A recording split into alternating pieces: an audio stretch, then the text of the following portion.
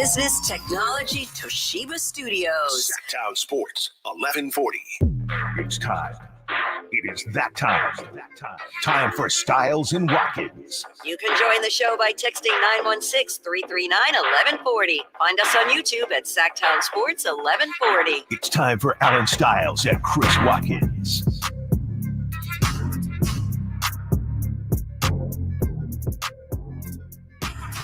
Yes. Stiles and Watkins, just Stiles today. And Nate Littlefield taking you up to 2 p.m. Chris Watkins is out there in Oakland holding it down for the last Oakland A's game in the Coliseum. And we will hear from Chris tomorrow. You know, Dave asking, or I think it was Jason asked, hey, are we gonna hear from Chris? I'm letting Chris enjoy himself. And we will get the report from Chris on how everything went down tomorrow. We definitely will do that. But we have big news that this station broke, and I see other people, I'm hearing this, I'm hearing that. Well, there's only one station that actually had it, okay, and that's because we go 6 a.m. to 6 p.m., and thank you to Carmichael, Dave, Jason Ross, and the morning crew, Simone behind the glass for them. And Sac State is set to build a 25,000 seat football stadium. All right. And this is from Frankie Cardicelli, our lead editor and Kings beat writer. If Sacramento State wants to make the leap from FCS into FBS, it's no secret that they will need to upgrade their athletic facilities. Last week, a collection of local leaders in Sacramento area announced a committee called the Sac 12 group that is dedicated to lifting Sac State athletics to the next level. This week, the school released the results of a study that outlined key areas of focus that can lift itself into the Pac-12 or Mountain West Conference. And now, Sac State has announced that a new 25,000-seat stadium will be built to replace Hornet Stadium. Here is the full release from today's announcement.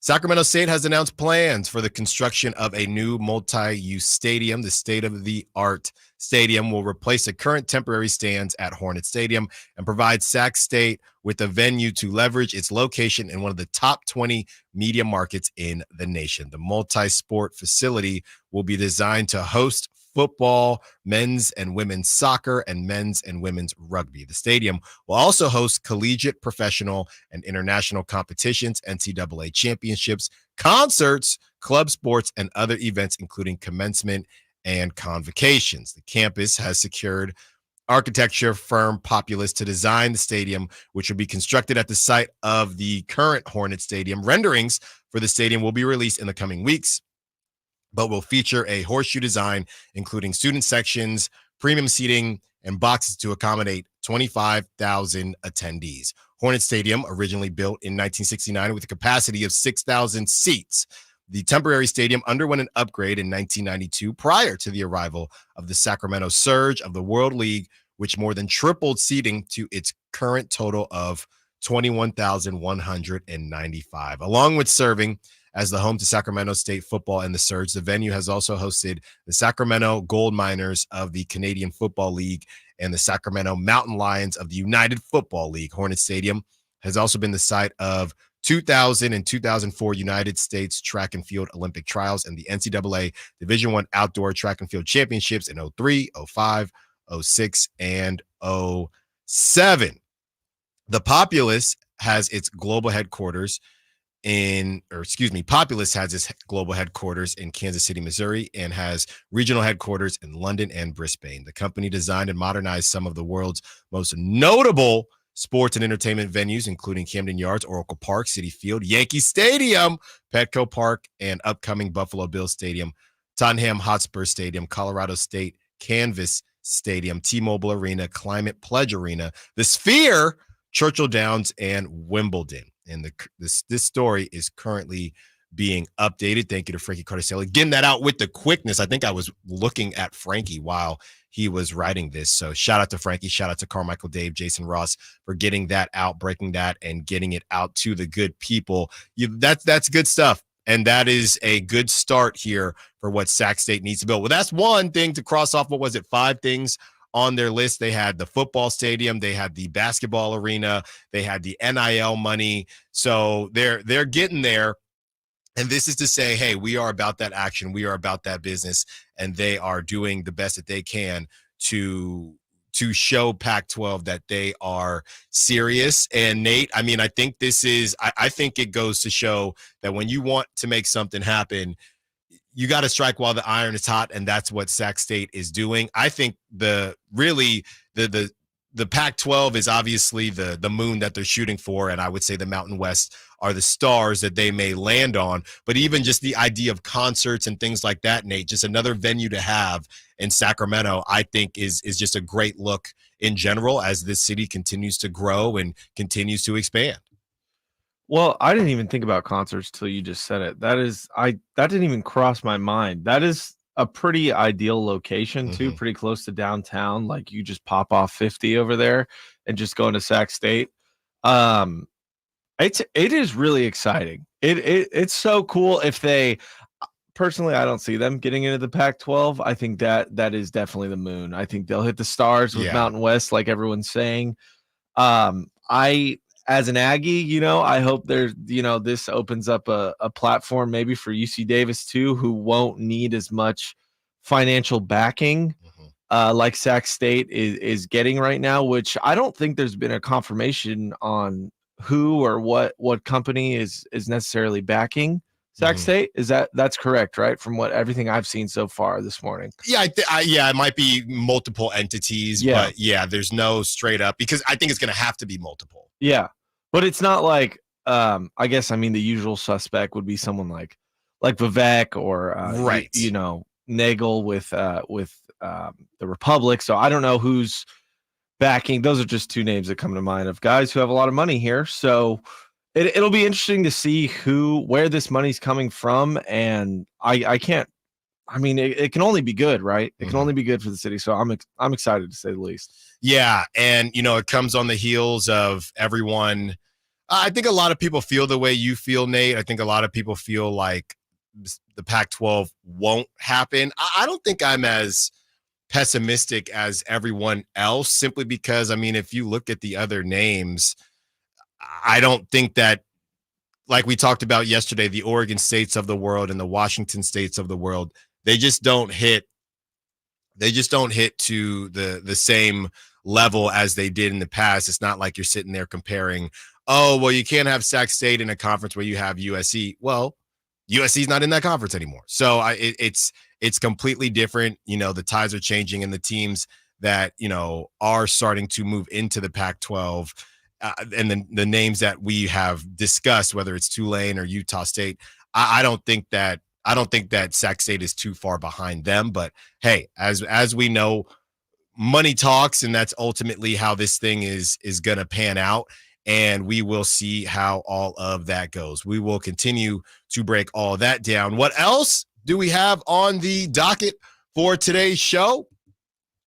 We are going to discuss Brandon Aiyuk. And Brandon Aiyuk was asked, and look, we just yesterday we talked about how, or maybe it was a couple days ago, this was a quick week, it's flown by, but we talked about how, when Kyle Shanahan gets asked certain questions and who gets looked at as a villain from the journalistic standpoint, from the media standpoint, and nobody really ever has a problem with hard-hitting questions to the players. And Brandon Aiyuk, he was asked if he's feeling the pressure. He was asked about how he's being covered.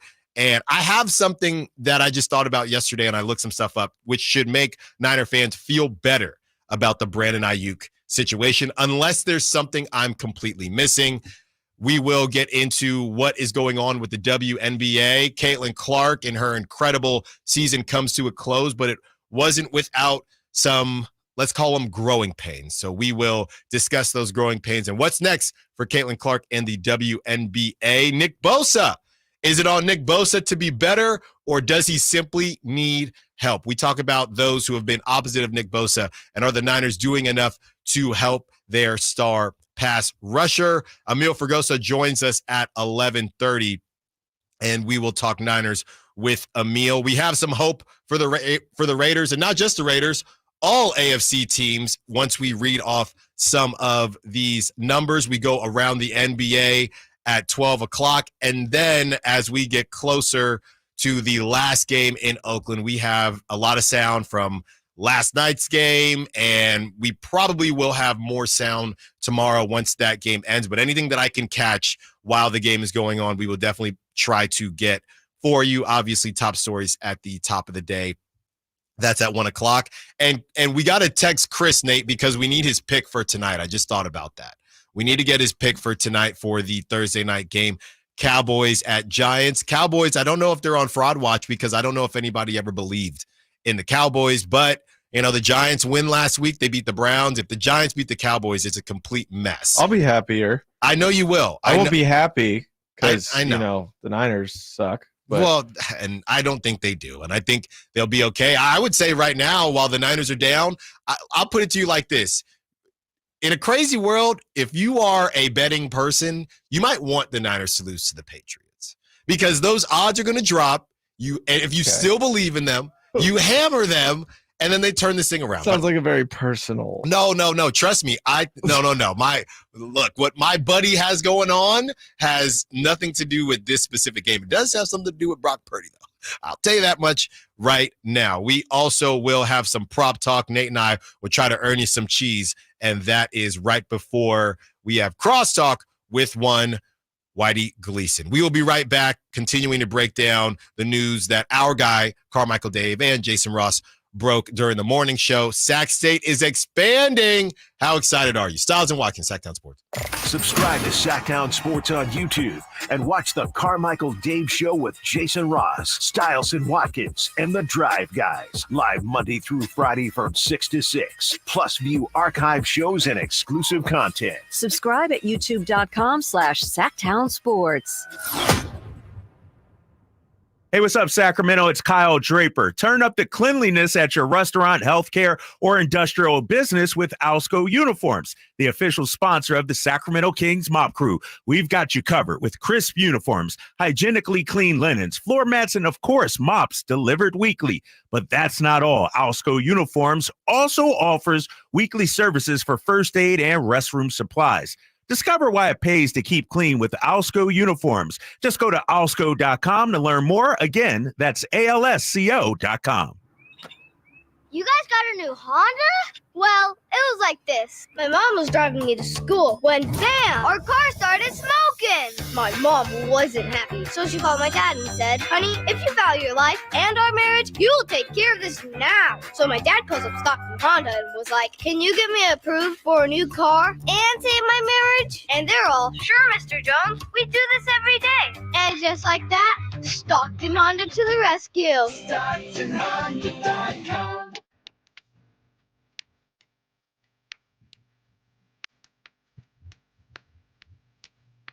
Sacktown Sports. Call or text at 916-339-1140.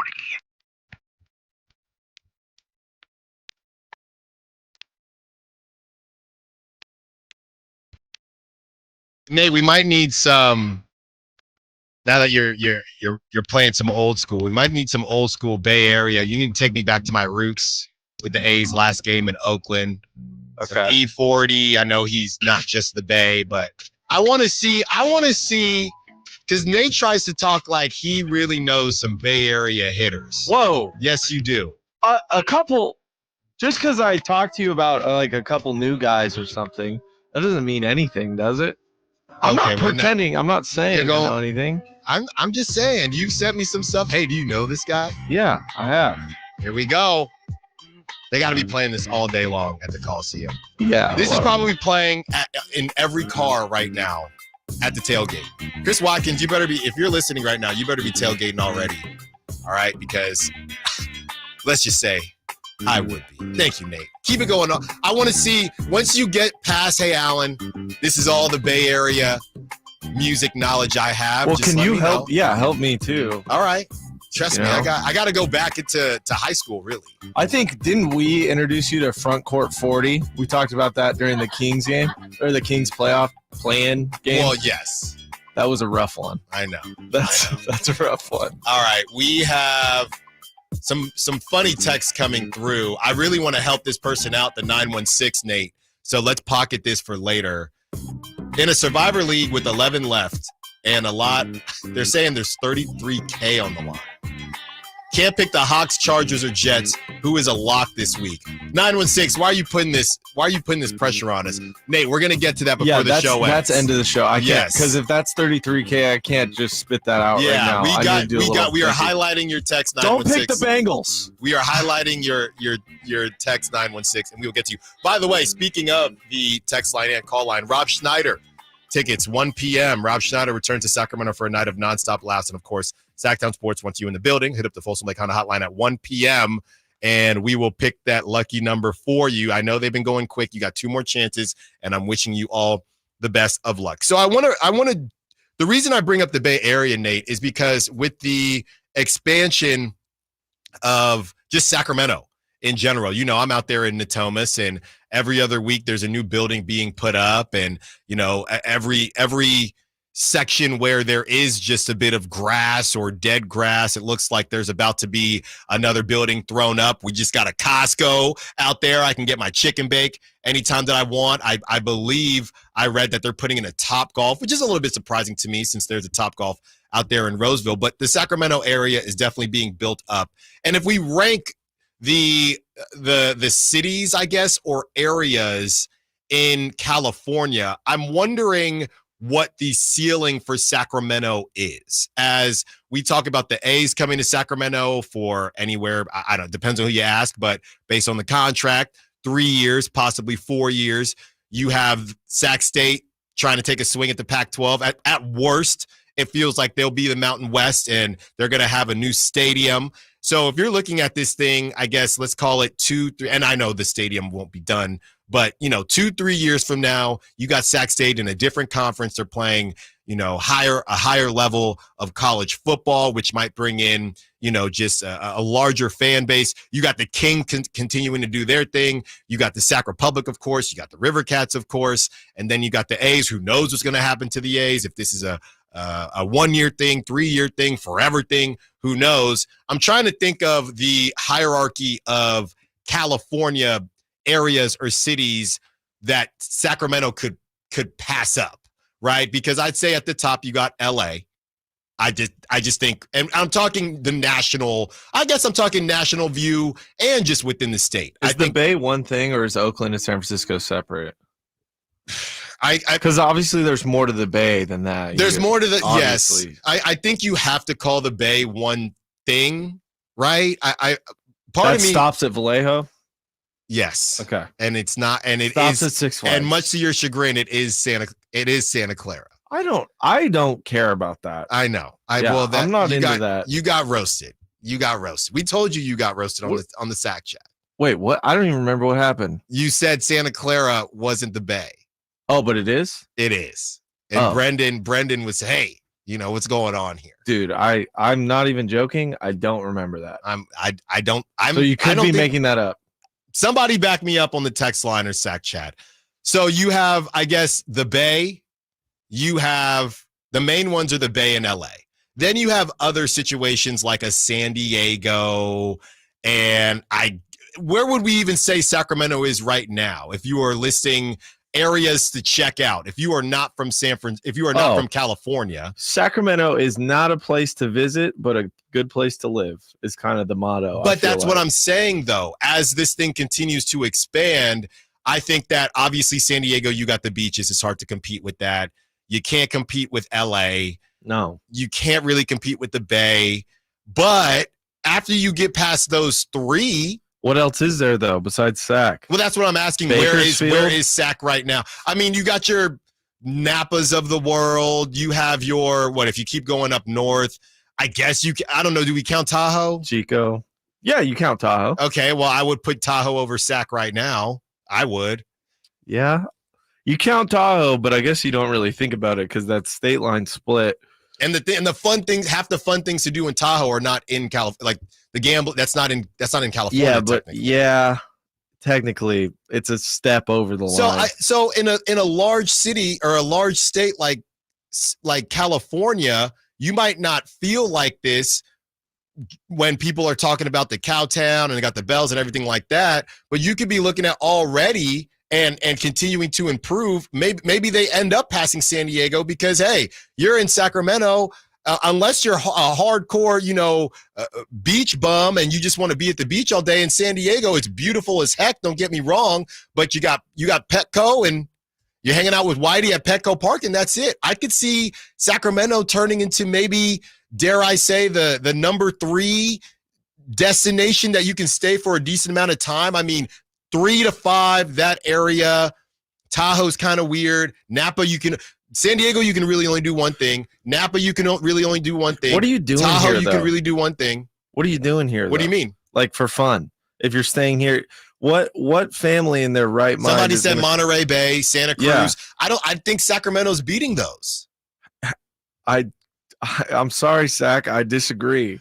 To me, like wholeheartedly. I just think that the body of water argument, there's too many options. The weather is in play too. Like, okay, 4 months here, it's bad. It's really bad to be outside.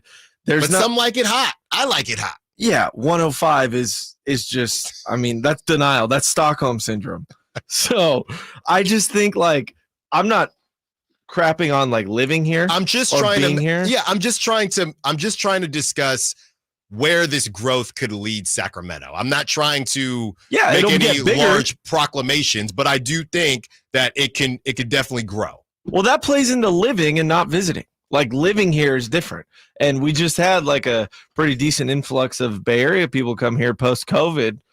And that's kind of changed. I mean, you just look everywhere. I live in Antelope, and there's kind of like a barren area of Roseville that was barren forever. And they're just constantly building houses out there and new developments and throwing in like Safeways and gas stations in areas like the PFE area off like Fitment way out there. Things are just there. The more people are coming, so it's just going to get bigger. I don't think it's going to be like an ideal destination to visit. That's all I'm thinking of is visitation. Okay, and I think you're onto something here. I think there has to be a separation between the hot market to live versus the hot market to visit. Yes. Maybe it doesn't grow in terms of somewhere that you visit, because you're not going to say, I don't think Sac State is at the point where you could say, we're going to go to an A's game on Thursday, and then we're going to stay out here and go to a Sac State, Oregon State game. I hear you on that. So maybe we just meet in the middle, and it's definitely continuing to grow as somewhere to live. Yeah. Another problem too is like, I've seen stats, I don't know how correct they are, where Sacramento's like 35 to 45% more expensive on average when it comes to rent and mortgages compared to other states. Obviously it's different. Well, I'm talking in California. Yeah, I'm only talking in California. Yeah. So Sacramento is still, it's not cheap to live here. But you're talking to somebody that just came from the Bay. Sure. I was on Redfin yesterday. Yeah. And it's crazy. I know. So like obviously LA, San Diego, and the Bay are gonna be more because of the water, right? Like LA maybe not, but it's not super cheap, but the best thing that everyone says, and there's a counterpoint with this, is we're 2 hours from everything, right? We're 2 hours from Reno, we're 2 hours from Tahoe, we're 2 hours from the Bay, we're 6 hours from LA. You can fly out of SFO to anywhere. Sacramento you can fly out of a bunch of places too. It's getting better and better, but the contrary to that is the exact same point. You're 2 hours from everything. So you can't go like. But it's better than being more than. That's true, but you're not in the Bay. You can't just go out of the Bay. But that's what I'm saying now. Yeah. Now you're 2 hours away, but it's not like you're fiending to go to these other places, because there's also more to those trips to the Bay, those 2 hour trips that you have to take. Number one, 1.5 to 2 hours is not that bad. And number two, you don't have to do them as much because Sacramento is also growing in itself. So I think that, from a visitor standpoint, maybe it won't change that much as far as a destination, but as far as a living standpoint, I definitely think that this is going to add to the growth and just the expansion of Sacramento. Coming up next, well, we'll tell you somebody that can afford to live in Sacramento or the Bay Area. That's $30 million receiver Brandon Aiyuk. We have sound from Brandon Aiyuk post-practice on whether he's feeling the pressure and how he's being covered. But I give you this. We need to relax on Brandon Aiyuk, and I'll tell you why. Stiles and Watkins, Sacktown Sports. You never know what you might hear when listening to a Sacramento Kings game. Now to Keegan, going for another triple. Man, is he feeling it. Keegan, can he do it? Yes, there's number 11, Keegan Murray. Keegan steps back. He just knocked down his 12th three-pointer, a Kings franchise record. He's got 45 points. Never miss a moment of Sacramento Kings basketball with Sacktown Sports and the Sacktown Sports app. Sacramento weather is brought to you by Folsom Lake Kia. I'm Tamara Berg in the KCRA 3 Weather Center. Your Thursday forecast starts out nice and cool thanks to that Delta breeze. For the afternoon, we'll enjoy plenty of sunshine, light winds, and highs today a little warmer, upper 80s to lower 90s. Get the latest forecast on the KCRA 3 News and the KCRA 3 app. DC here for Folsom Lake Kia, where they make car shopping easy with a huge selection of new Kia models, low payments, and zero down deals with approved credit. Folsom Lake Kia, your trusted dealer in Folsom for over 25 years. FolsomLakeKia.com. Mom, meet Sarah. From first-time Nana moments. Yeah, welcome to Flight 101. To annual girls trip moments. Your can't-miss moments are worth protecting against RSV. If you're 75 or older or 60 plus with a chronic condition like asthma, COPD, heart disease, or severe diabetes, you're at higher risk of landing in the hospital from RSV. And there are no prescription RSV treatments. Check eligibility and schedule your RSV vaccine at vaxassist.com. So where should we go next? Sponsored by Pfizer. Everywhere you look, things are getting more expensive. So at Consumer Cellular, we're lowering the price for those 50 and up. Now you can get unlimited talk, text, and data for $30 a line when you buy two. That's just $60 a month for 2 unlimited lines. So if you're 50 and up, make the switch and save. Come on, you've earned this. Call 1-888-FREEDOM or visit consumercellular.com today. Requires 2 lines of service, age validation, and credit approval, subject to system and area limits, taxes, and other fees apply. Who's ready for some fun on Saturday? Country in the Park 2 takes over Heart Health Park at Cal Expo with Dirk Bentley, Parmalee, plus line dancing and a mechanical bull, axe throwing, pop-up clothing stores, and food trucks. Tickets start as low as $52 at CITPfest.com. Grab your family and join us for Country in the Park 2 this Saturday at Heart Health Park. More at CITPfest.com. Brought to you by A&A Concrete Supply, Folsom Hotel, and Corval, California, Champaign. Have you heard you can listen to your favorite news podcast ad-free? Good news! With Amazon Music, you have access to the largest catalog of ad-free top podcasts included with your Prime membership. Enjoy shows like The Daily, Up First, and Consider This, available ad-free on Amazon Music. To start listening, download the Amazon Music app for free or go to amazon.com/ad-free. That's amazon.com/ad-free to catch up on the latest episodes without the ads.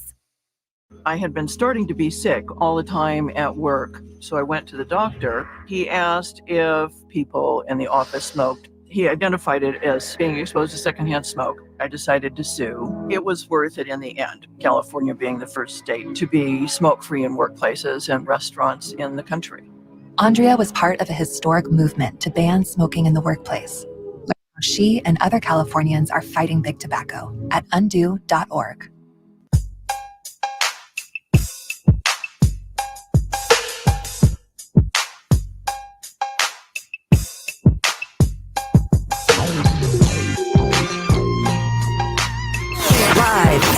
Live and local.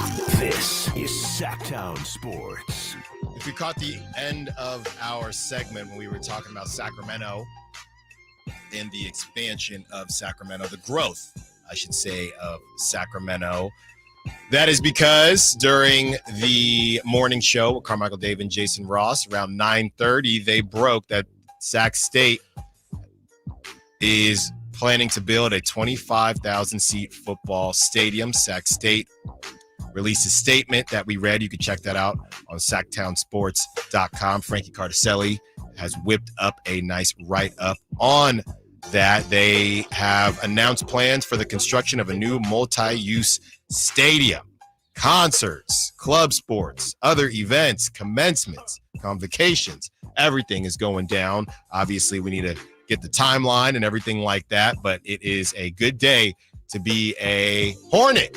Stingers up. That is what is going on. Well, Brandon Aiyuk, we're trying to figure out what's going on with him. Brandon Aiyuk was asked a couple different questions, you know, some I don't want to say terribly hard-hitting questions, but he was asked about the obvious, and he had to really just own up to what has been happening with him, or should I say not happening with him, and he had some things to say. We have a couple pieces of audio here. First one is on if he's feeling the pressure after signing his contract, and the second one is on how he's being covered. Then I'll tell you why maybe we should all relax a little bit. Here is Brandon Aiyuk on feeling the pressure. I gotta watch him. Brandon, you talked when you signed your extension that pressure comes with it.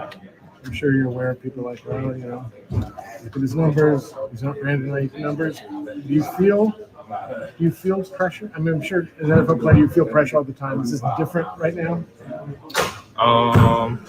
Look, it's different, for sure different, but anybody who's watched 49ers football for the last 4 years, probably maybe besides last year, not much different.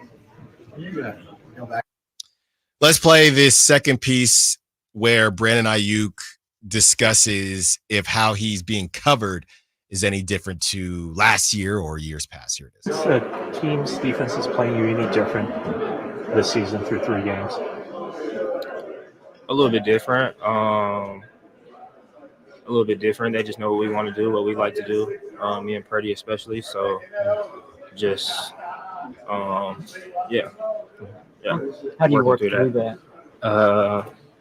Practice today, trying to get in different spots, getting different looks.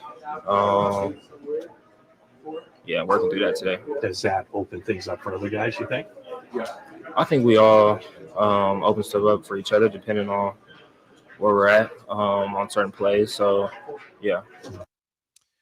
Yeah, I think he handled that about as well as he could. You're getting asked these questions and, the whole thing is uncomfortable and you're trying to figure out, hey, how can we make this thing work? I'll give him this. I will definitely give him kudos for not going in the direction of, hey, well, Debo's not out there and Kittle's not out there, CMC's not out there, because he can't, right? When you are a $30 million receiver, as Chris likes to say, shout out Chris Watkins. He's out today, by the way, if you're just now joining us. He's at the A's game. He will be back tomorrow. If you're a $30 million receiver, we talk about the Justin Jeffersons, the Tyreek Hills of the world. I can't imagine that he is seeing any different type of coverage than those guys. And those guys, for the most part, continue to put up numbers. So that just really, it is what it is. I will say this, and Nate, I want your help on this one in case I'm missing anything. I was thinking about this because we were just discussing Trevor Lawrence and Daniel Jones and Deshaun Watson and how they're really bad quarterback contracts, right? There are some stinkers out there. You had to pay Tua. You don't know if Tua is going to be worth it per se.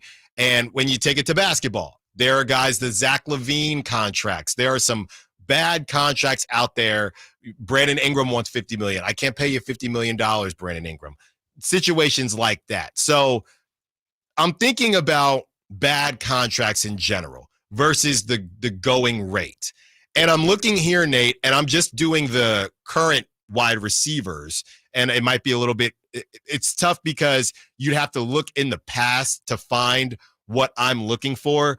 But for the most part, Nate, wide receivers, correct me if I'm wrong, wide receivers for the most part, right? And you have to help me with the timing for like a Cooper Kupp with the injuries. But how many wide receivers have signed contracts that we've looked back on and just thought that was a complete whiff, right? Obviously, it's easier to pay attention to the quarterbacks. But if you go down the list based on the going rate, Justin Jefferson, CeeDee Lamb, A.J. Brown, Amon-Ra St. Brown, Tyreek, Brandon Aiyuk, Jalen Waddle, Devontae Adams, DJ Moore, Cooper Kupp, Devontae Smith, Nico Collins, DK Metcalf, Deebo Samuel, Michael Pittman Jr., Terry McLaurin, Calvin Ridley. These are all highest to lowest. This is highest to lowest. What I just read. Guaranteed or yearly? This is yearly. I'm doing it yearly. Because when you look at a Stephon Diggs, he's making 22 a year. Calvin Ridley making 23. So, and maybe based on the guy that pops out to me, Nate, and I'd have to look at when he was signed.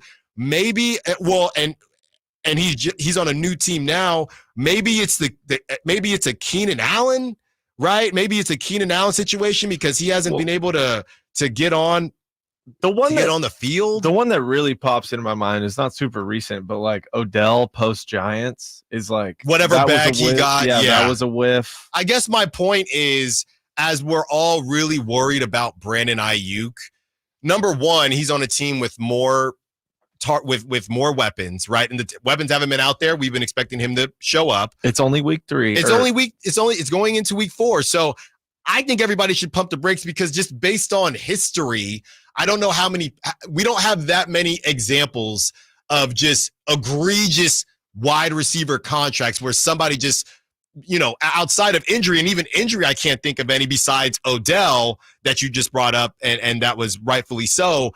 There's not a lot of situations where wide receivers are that was a complete mess. Okay, so this isn't necessarily wide receiver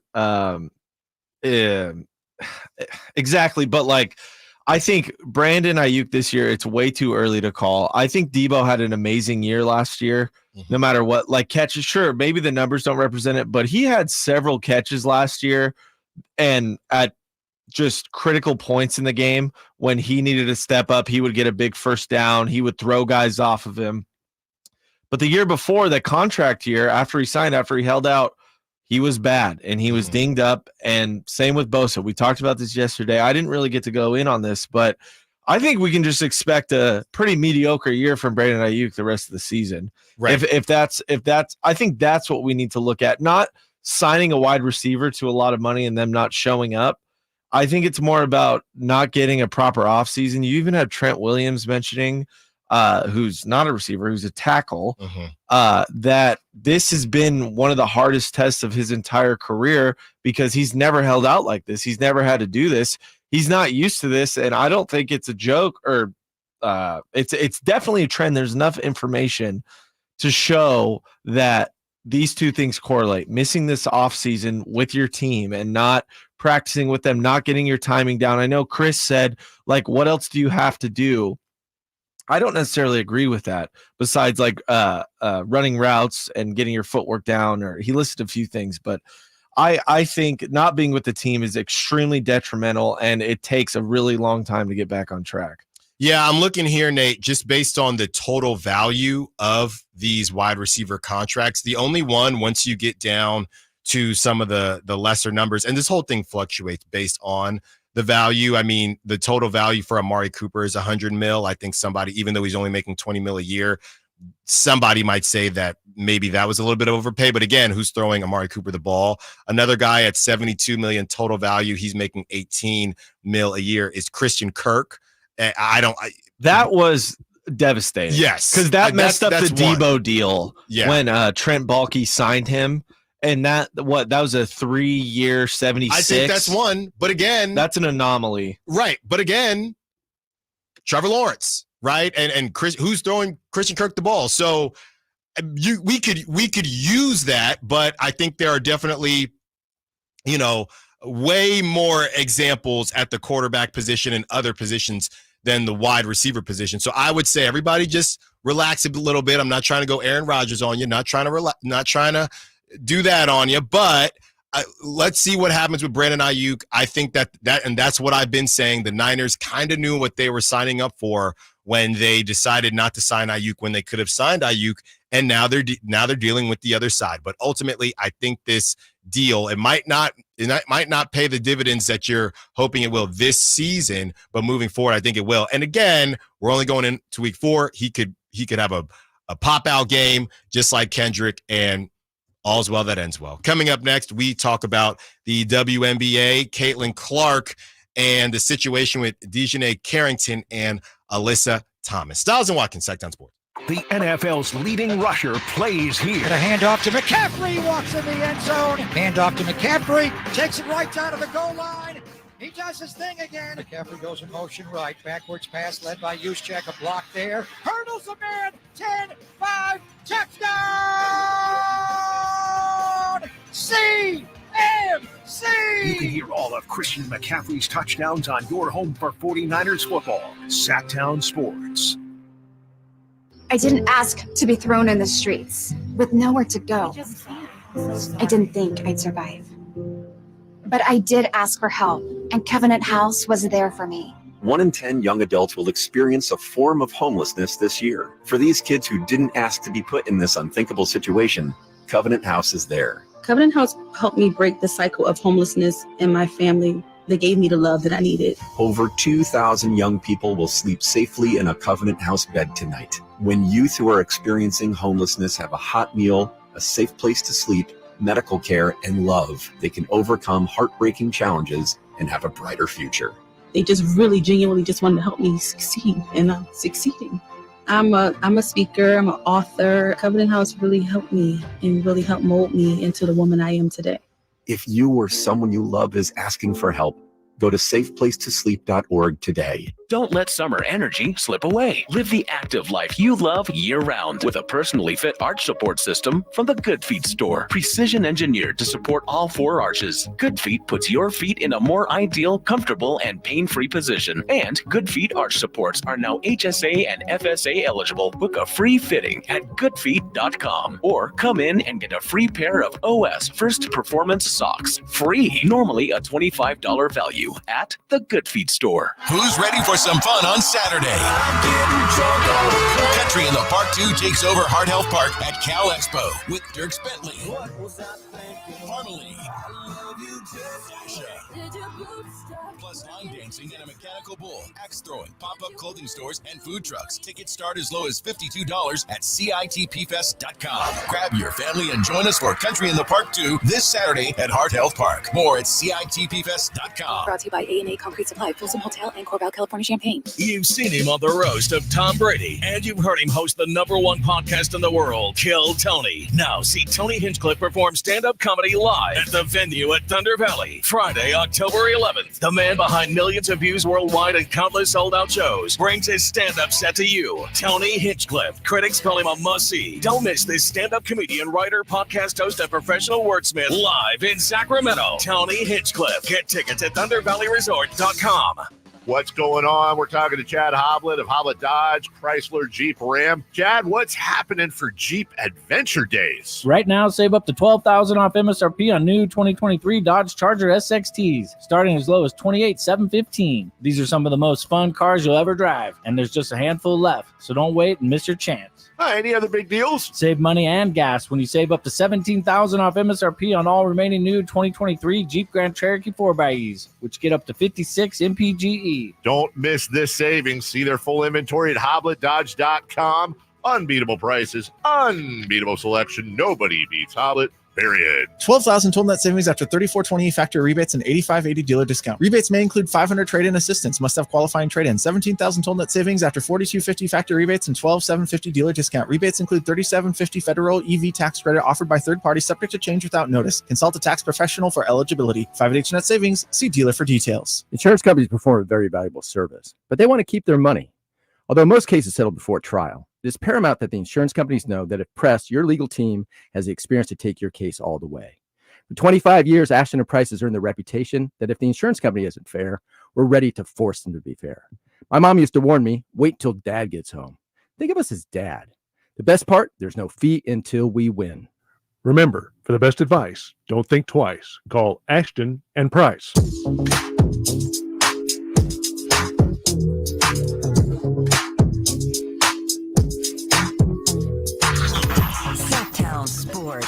Check us out on YouTube. Search Sacktown Sports and subscribe. Before we get a little serious here with the Alyssa Thomas and Dejanay Carrington situation with the WNBA, I did find something, and Simone, I see you back there, so if you want to be a part of this, you can as well. I am here on realestate.usnews.com. They have the best places to live in California, 2024 and 2025. The list goes up to 14. Okay. Where do you think that Sacramento lands? And this is best place to live? Best places to live, 2024, 2025. And this, I imagine, encapsulates price. Overall score, quality. They have an overall score, they have a quality of life, and they have a value. Those are the three. I'm going to say Sacramento gets to 3. Sacramento, I'll say this. Sacramento makes it in the top 3. Thank you. Simone, you want to guess on this? Oh, hold on. She's up. Give her a second here as she gets set. But yeah. Sorry, hi. Simone, where do you think Sacramento ranks in quality of living of all of California? Oh my gosh, all these beautiful trees around here. What is like the ranking or what's my threshold? Overall score, quality of life, and value. Those are the 3 determining factors. I guess I don't know the denomination of like, am I supposed to say 5? Like Just give 10? a number. No. Okay. Oh, What okay. they're ranked. The cities are ranked. Okay. Give me 18. All righty. No, that's okay. Okay, yeah. Simone's working hard. Yeah, she is. I thought she was listening. We threw her in the fire. We threw her in the fire. I already No. clocked out for the day. Well, then you're clocking back in. Okay. Okay, you ready, Nate? Yes, sir. This one is, it's kind of crazy, but it is what it is. Uh-oh. This whole list. I'm just going to go through the whole list. Start at 1? I'm starting at 14. Okay. 14 is Stockton. Oh, right. 13 is Vallejo. Oh, my goodness. 12 is Modesto. And these are not, I don't know if. And this is like the greater area. So Sacramento encompasses like Fair Oaks and Roseville. 11 is Salinas. Okay. Shout out our boss. Number 10 is Fresno. Oh, well, give me, I'm taking 6, by the way, now that I know what we can hold. Los Angeles is number 9. Yeah, Los Angeles takes a toll, man. Santa Rosa is number 8. Forgot Santa Rosa existed. Sorry. Don't be disrespectful. Bakersfield is number 7. Okay. And Sacramento is number 6. Simone was right. Simone was right. Absolutely with a crushed it. 5.8 overall score, a 6.7 quality of life, and a 5.0 value. The cities that beat out Sacramento, number 5, Visalia. They have, again, lower quality of life, but better value. Santa Barbara has a better quality of life, but awful value. Santa Barbara is so nice. At I know it the is. airport, you fly in there, you're right on the water. 4. Number 3, shout out Brendan Nunez, San Jose.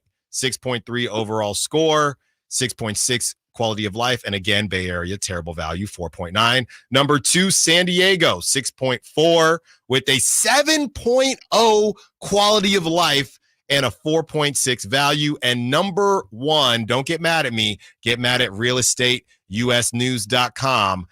Overall score, 6.6, quality of life, 6.6, value, 4.8. San Francisco coming in at number 1. But I would say, going back to our conversation, if you're just now joining us, Sac State, they have plans to build a 25,000 seat stadium for their football team and for more than just the football team, whether that's going to be in the Pac-12 or the Mountain West. That is what Sac State is planning to do. Carmichael Dave, Jason Ross broke that in the morning show.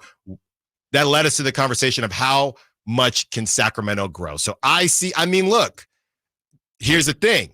Sacramento, their overall score might go up, but that value might go down. Right to that point, like what Nate was saying, that value at 5.0, maybe they dip into the 4s because, hey, you got a football team. You got a baseball team.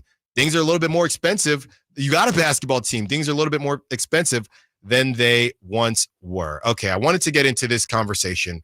And, I didn't want to spend a ton of time on this because it's uncomfortable, right? It's uncomfortable. But, I feel like, somebody that grew up with 2 sisters, and obviously I have a daughter, shout out baby Stiles.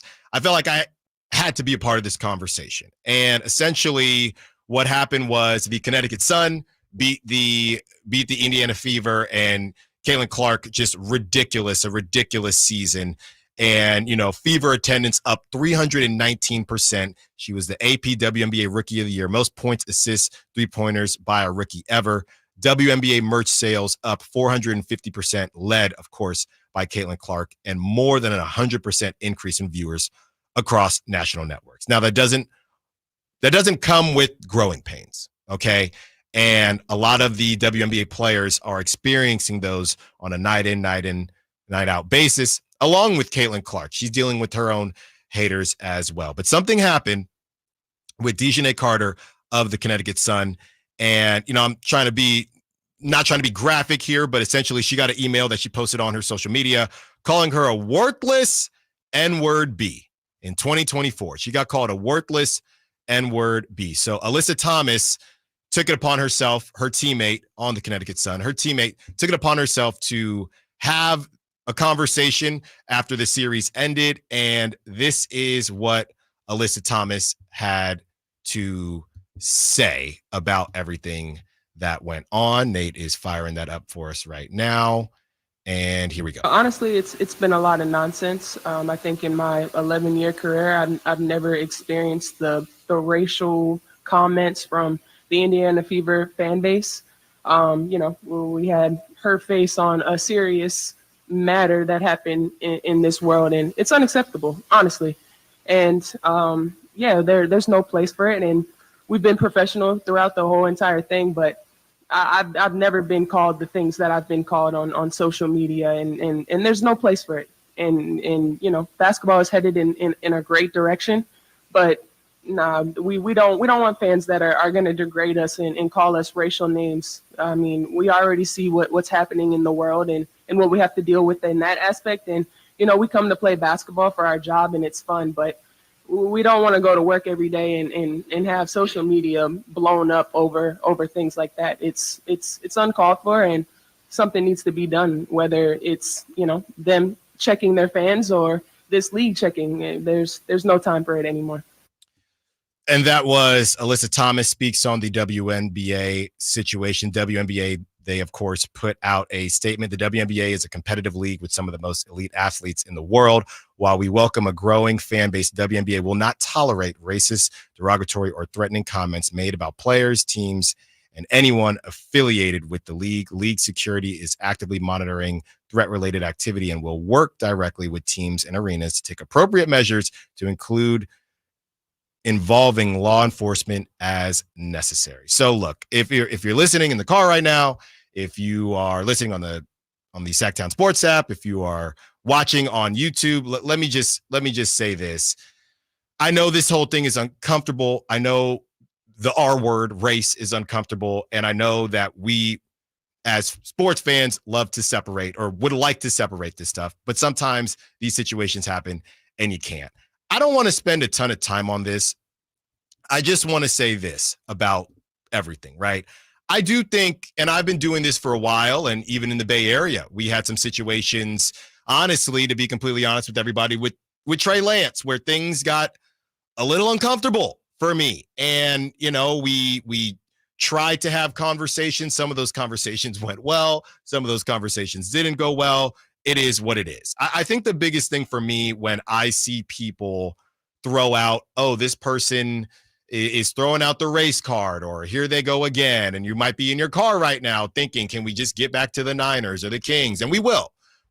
I just wanted to say this. I think the biggest thing for me is when I listened to that audio from Alyssa Thomas is that there was not a poor me, or there was no using race as a crutch or anything like that. To be honest, it just sounded like somebody that was just tired, right? Just tired of the BS, just tired of dealing with this stuff when you're just trying to play basketball. She said 11 years. Okay. And let me also add that I don't know what Caitlin Clark should do. It's not on Caitlin Clark. I'm not necessarily asking her to do anything. She's just out there trying to play basketball. It's not her fault. People have turned her career into a racial tool to spearhead their hatred. It's not her fault. And the league sends this message out. People were saying that the league should have done this sooner. I'm not saying that they shouldn't have, but are we saying that email doesn't get sent if the league says, hey, don't be racist, right? Oh, is it somebody about to send the email and then they see WNBA say, oh, I'm sorry, WNBA, I forgot I wasn't supposed to be racist and call people the N word and the B word. So it's not about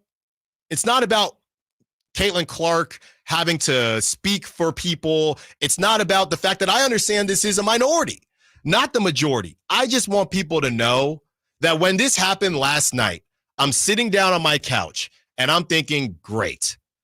I got to be the black guy that brings up race that everybody or a lot of people feel like that's what Black people like to do, or that's what minorities like to do. And I can't speak for every Black person. I never would try to do that. But I do think that there's a common misconception out there that Black people, and I would say minorities, they really like talking about race or like talking about the race card. And, I didn't see the story and get excited that I get to come on these airwaves and talk about race. All right. And I'm sure Alyssa Thomas wanted to only talk about what happened on the court and who they have next as they move further into the playoffs. But these things have to be addressed. Like I said, I can't go home and look my daughter in the eye or talk to my mom or my sisters and sit there and say, I ignored this because it makes people uncomfortable. I can't do that on this platform. So again, it's not on Caitlin Clark. It's not on anybody's fault but the people choosing to behave like that. And as much as I'm calling it Growing Pains, it shouldn't be a part of Growing Pains. This is a group that has no connection to the WNBA. They don't want a connection to the WNBA. They just want to ride the Caitlin Clark train and spew hatred on the way. Like I said, I'm not really sure what the WNBA can do. It's the same thing happens in the NBA, and we highlight that as well when it does. But this stuff has to stop because it's just nobody deserves that, right? You ever wonder what the line is when we talk about heckling? Yeah, if you gotta think, is the N-word the line? Is the B word the line? Come on, we know what it is. So just be better. No, it's not Caitlin's fault. It's not anybody's fault, but the people spewing that hatred. And hopefully the WNBA find a way to get this under control, because just because you have growth, it doesn't mean the growth should come with hatred. Coming up next, we get back into the Niners conversation as we discuss who needs to do more on the Niners. Nick Bosa, does he need to do more, or does he need some help on the other side? Stiles and Watkins, Sac Sports. Our first year as the radio home of the San Francisco 49ers is one we will never forget. And Logan Ryan picks him up. Looks like they're playing man. LaPorte is over there as well. It's 5 out. It's empty on 4th down. Goff back. Not going to get out to his right. Being chased. Throws, and it is incomplete. The 49ers take over on 4th down again. Congratulations to the 49ers on a terrific year. And thank you for so many wonderful memories. Bonneville International Radio Station contests are open to participants at least 18 years of age and older that are residents of California and who reside in one of the 6 counties that make up the Sacramento metro area, unless otherwise specified. Employees or agents of the station, Bonneville International Corporation, other area radio stations, or any entity associated with the contest are not eligible to win, unless the station otherwise specifies in its own discretion. Persons who have won in the last 30 days from a station contest or event may not be eligible. For a copy of the general contest rules, visit khdk.com. Hey, what's up, everybody? It's your boy, Kyle Draper. Equip your staff with top-notch uniforms, professionally cleaned and delivered weekly to your workplace by Alsco Uniforms, proud sponsors of the Sacramento Kings Mop Crew. Our services include uniforms, towels, floor mats, mops, first aid supplies, and restroom essentials to uphold cleanliness and safety standards in your business. Discover why it pays to keep clean with Alsco Uniforms. Visit alsco.com to learn more. Again, visit alsco.com. Febreze. Fabric Talk. Hey, it's me, your couch. Today's my favorite day of the week. Febreze Fabric Spray Day. The occasional deep cleans are nice, but in between, I'm needing a refresh. Ooh, here she comes with the Febreze Fabric Spray. Oh yeah, spritz them armrests. Don't be shy. Nothing like a good spray down to get me smelling so fresh and clean. Don't forget my back. Nice. Febreze Fabric Spray. It's just that easy. Now we can both breathe happy. Febreze. La la la la la. Wesley Financial Group is not a law firm. Do you find yourself stuck in a timeshare? Get the real facts about the timeshare industry and your options for cancellation. Chuck McDowell, founder of Wesley Financial Group, has put together a free information guide that reveals the secrets the timeshare industry doesn't want you to know, including the 5 ways to get rid of your timeshare. Call now and get this timeshare cancellation guide absolutely free. Call 800-885-9700. 800-885-9700. 800-885-9700. Hey, get ready. Here comes your Sacktown Sports live events calendar. You don't want to miss Winona Judd at Hard Rock Live on September 28th. And on October 4th, comedy legend Rob Schneider is bringing the laughs to Hard Rock Live Sacramento. Space out with Weezer for the Voyage to the Blue Planet Tour 2024 at the Golden One Center on October 8th. And looking further ahead into October, Alec Benjamin brings his soulful vibes to Hard Rock Live Sacramento on the 16th. Then on October 17th, catch the hilarious Ronnie Cheng at the Bob Hope Memorial Theater in Stockton. On October 20th, Renee Vaca brings his hilarious stand-up to the Crest Theater in Sacramento. And finally, gear up for the ultimate Halloween bash with a $5,000 costume contest. It's Sinners and Saints Saturday at Thunder Valley on October 26th. Costumes, music, and plenty of thrills. Get all the event details at sacktownsports.com and stay locked on to Sacktown Sports for your chance to win tickets.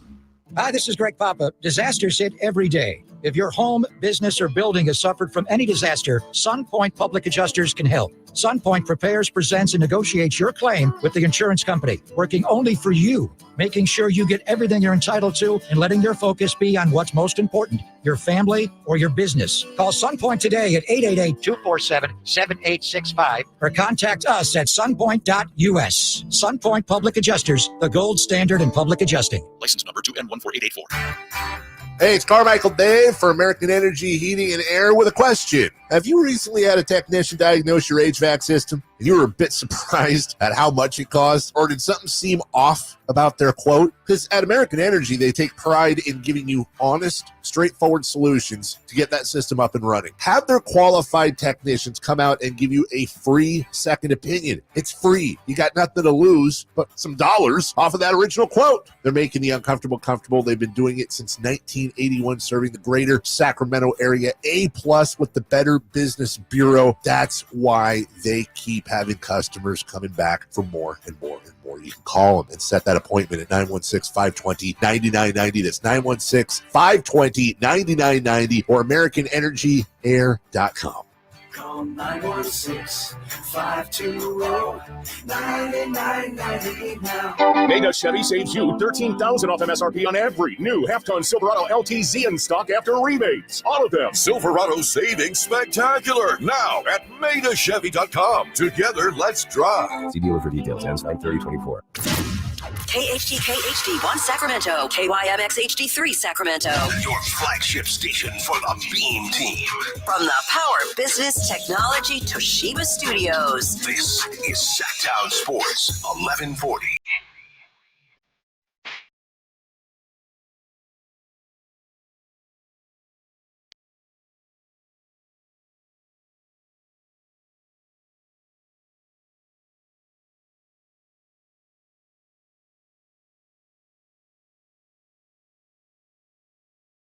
$1:00. Rob Schneider. Tickets. Rob Schneider returns to Sacramento for a night of nonstop laughs. And of course, Sacktown Sports wants you in the building. Hit up the Folsom Lake Honda hotline at 1 p.m. We will let you know that lucky number to score the pair of tickets to check out Rob Schneider at Hard Rock Live October 4th, courtesy of Live Nation. For more information, visit sacktownsports.com. Time to have a Nick Bosa conversation. By the way, we will have a different version of this conversation with one Emil Fergoso when he joins us at 11:30. Nate, have you seen Emil this week? Does he still have the beard?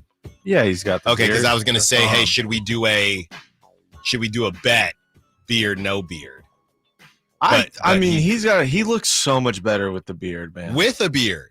I think so.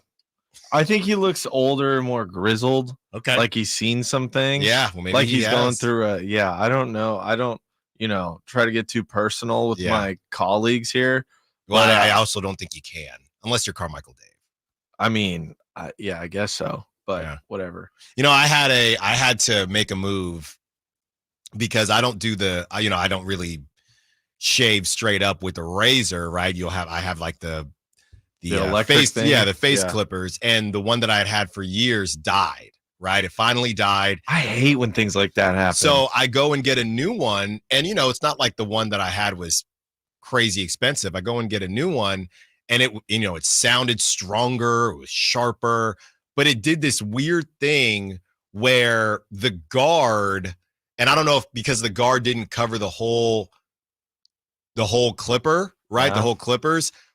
It basically I was shaving my face, but then my chin would be lower. Like the guard wasn't really hitting my chin. So it was kind of patchy these last 2 or 3 months. So the hair on your chin was longer? Shorter. Okay, Shorter. okay. And it got to a point where I just said, what am I doing here? Because Like and then I started Wolverine with and I was like barely touching my chin because I didn't want it to look patchy. And then I said, screw this. I went and I ordered the same one that I had for years. I thought maybe they wouldn't even be making it anymore, but I just ordered the same one and I used it today, and it's just so nice to be back home, man. Yeah, So I nice. can't wait to see you with a mustache, honestly. Well, we got some Raider stuff to get into to figure out whether I'll be rocking a mustache. You're gonna look like a cop. I'm gonna try to get out of that. You know that, right? Yeah, you're the goalpost mover. I'm definitely gonna try to get out of that. And as I move goalposts, Nick Bosa is supposed to move quarterbacks, but he has not been doing that at the same clip that he has been doing it in the past. So I asked the question, are the Niners doing enough to help Nick Bosa, or does he need to help himself? Does he need to step up? This is Nick Bosa as he discussed the loss. And I do appreciate how Nick Bosa talks in post games and post losses. He's the one who said, we really need to sit on this thing. He really sat on it. He said he was thinking about it. He couldn't really sleep. The opposite of De'Aaron Fox. Okay. Well, everybody deals with losses differently. It doesn't matter to me as long as you learn from it and produce moving forward. So I don't know what's worse, Nate, if you talk about it and don't produce, or if you don't talk about it and don't produce. So Nick Bosa's been talking a lot, but when is that going to turn to action? Here's what he had to say. Yeah, it's been tough to sleep the past couple nights. Just mind racing. So yeah, I mean, always this time of year, I'm itching to get to Sunday, but after that, it's like major. I didn't say that he necessarily always has a way with words, but, more so what he had said prior less is better to sometimes. today. Yeah. I mean, obviously he's been struggling with this. He knows that he needs to be better. My question is, Nate, when we look at the other pass rushers around the league and who has enough help, who doesn't have enough help, whether we're talking about, the Max Crosbys of the world, the TJ Watts of the world, I'm trying to figure out the blame game and blame pie. Is this on Nick Bosa to be better, or is there not enough on the other side that it's the double, triple teams and there's just nothing he can do? Very similar to the Aiyuk conversation with no Debo, no Kittle, and no Christian McCaffrey. So some of the guys he's had over his career are guys like Samson Ebukam, who in 2022, I believe he had 5 sacks. They had D Ford, who came over from the Chiefs in 2019 and lost the Super Bowl. That guy injured a lot. They had Chase Young last year, who I'd say, was worth a shot, worth a trade, just didn't really work out very well. Drake Jackson, a guy who's injured a lot too. I think the talent's been there, but the offensive line can just put so much focus on Nick Bosa. And a lot of times a lot of Niners fans say this, so is it true or not? It seems like he's getting held a lot. Like the NFL doesn't love to call holding a ton. Just only on Nick Bosa? No, that's what I mean. I'm just bringing it. Like I see a lot of times where, and I have two. Yeah, I have two. So I felt like I needed to say that. I think there is talent on the other end, and that talent benefits from Nick Bosa being on the other end. So I think the players over there are good, but not elite, and they never have been. I don't think elite are good enough. So good enough for a compliment that Nick Bosa should be performing better. Is my question. Sure, yeah. Like in 22, he had Ebukam over there, and Ebukam, a fine players with the Colts now. I think he came from the Rams or went to the Rams after. But that's the Niners don't pay middle of the pack guys. They don't. That's why they didn't pay Eric Armstead when he left. They'll let like Jimmy Ward, a lot of those guys they'll just kind of let walk because they have to pay their top tier talent. That's kind of been what they do. So they find guys that are just good enough for Bosa, and honestly, like Eric Armstead and Hargrave have helped him too. In the middle, you look at the Niners in the Harbaugh era when they had Alden Smith and Justin Smith. Justin Smith set up Alden Smith all the time to get sacks. Alden Smith, I think, had 22 and a half sacks. Or maybe that was the record, but it was a ridiculous number. Well, I don't know if you saw that. That's what somebody was saying. Alden Smith, he had his other guy that allowed him, and they were basically saying that Bosa needs his Justin Smith, who doesn't have yet. His Dwayne Wade to his LeBron, essentially. Like exactly. The guy to oop the ball up to him. So, and don't get me wrong, Alden Smith was a monster. He was so good, but it's a team sport. So the talent around Bosa, I think it is there, and I think it's a Super Bowl thing. And I think, to be honest, I think everyone's being a little too critical on Nick Bosa this year. 2 sacks through 3 games isn't horrible, and I know it's just because the spotlight's on him, and he's one of the top tier talents. And but they're saying this is rolling over from last season. That's what I think is part of this too.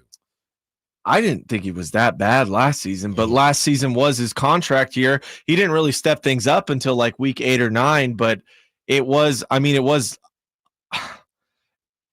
great that first half of the season, for sure. It did get better when they got Chase Young, but Chase Young, I think the lack of effort was there. We saw that in the playoffs with him. I think there's a hyper spotlight on Nick Bosa, and that's what happens when you're that good and paid that much, right? Yeah. I mean, the way I see it is I don't, know enough about all of the other pass rushers and who is opposite of them.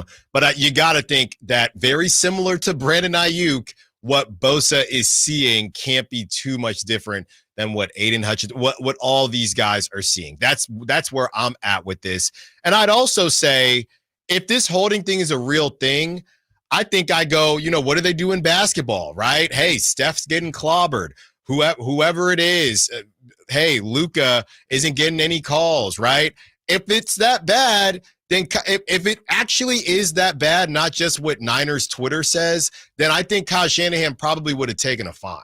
That's how I feel about it. Sure, yeah, that's a great point. I think it's more of an overall problem in the league. And maybe that, what is a hold? Right. Yeah, sometimes you could call a hold every play, right? Unless it's the Chiefs, and then you don't call anything. Yeah. So I hear you on that. It's just other guys are still getting it done, and I like what Nick Bosa says. He says the right things. You're not paid. I think that's the issue, Nate. He is not paid to be pedestrian. He's not paid to be average. He's supposed to be in that conversation. I still think he's above average, though.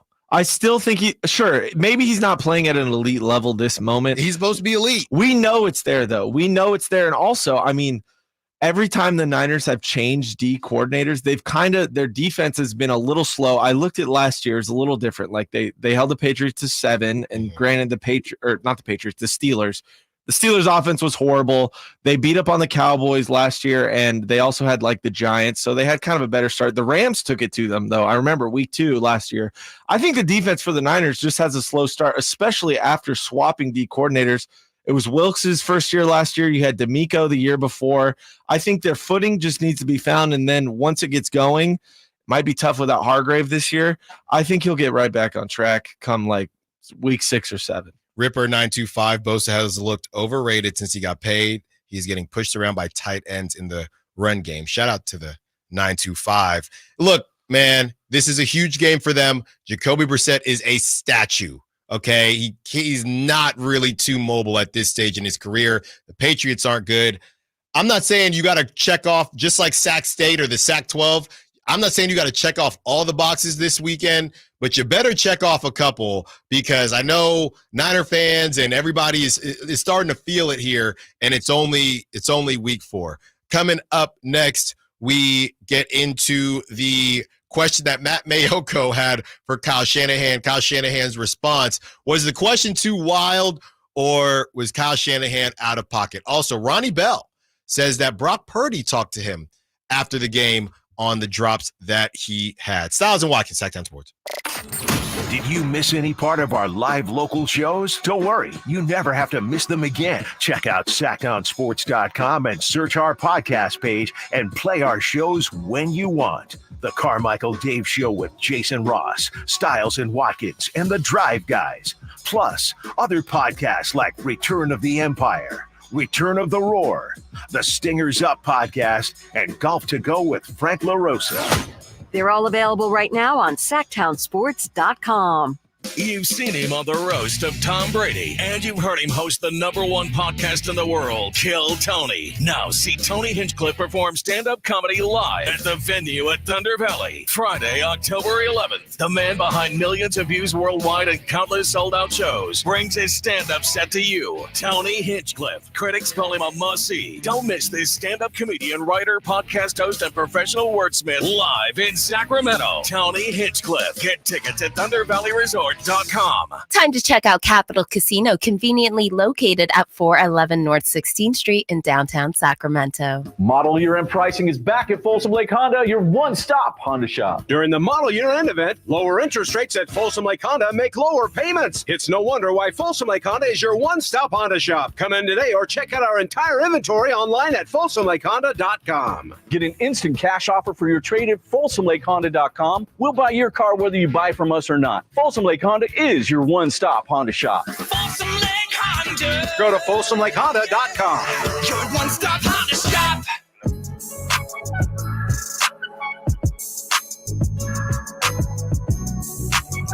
Sacktown Sports. Call or text at 916-339-1140.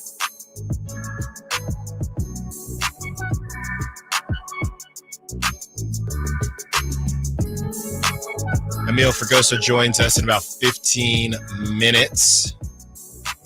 Speaking of football, Sac State football announced plans to build a 25,000-seat stadium. You can check out that article on SactownSports.com, written by our own Frankie Cardicelli.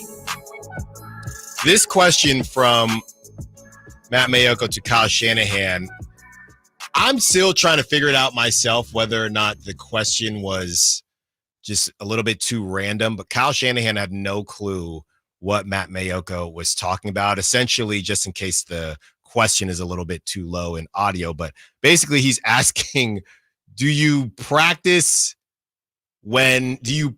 situations where plans go wrong? And what he was getting to was that going back to the Brandon Aiyuk pass, Kyle Shanahan had said that Brandon Aiyuk did the right thing because there was essentially a bust in the coverage. So Brandon Aiyuk decided to just take the open space and go down the seam. Brock Purdy, it surprised him, and that's why Brock didn't throw it. And Matt Mayoko was essentially asking, well, do you guys practice situations like that? And Kyle Shanahan at first had no clue what to say and then attempted to answer it. Here it is. Is there enough time in the day for you and the offense to go through all the scenarios on any given play? Not only what their defense, what to do against a particular defense, but what to do if there is a bust and how they bust it?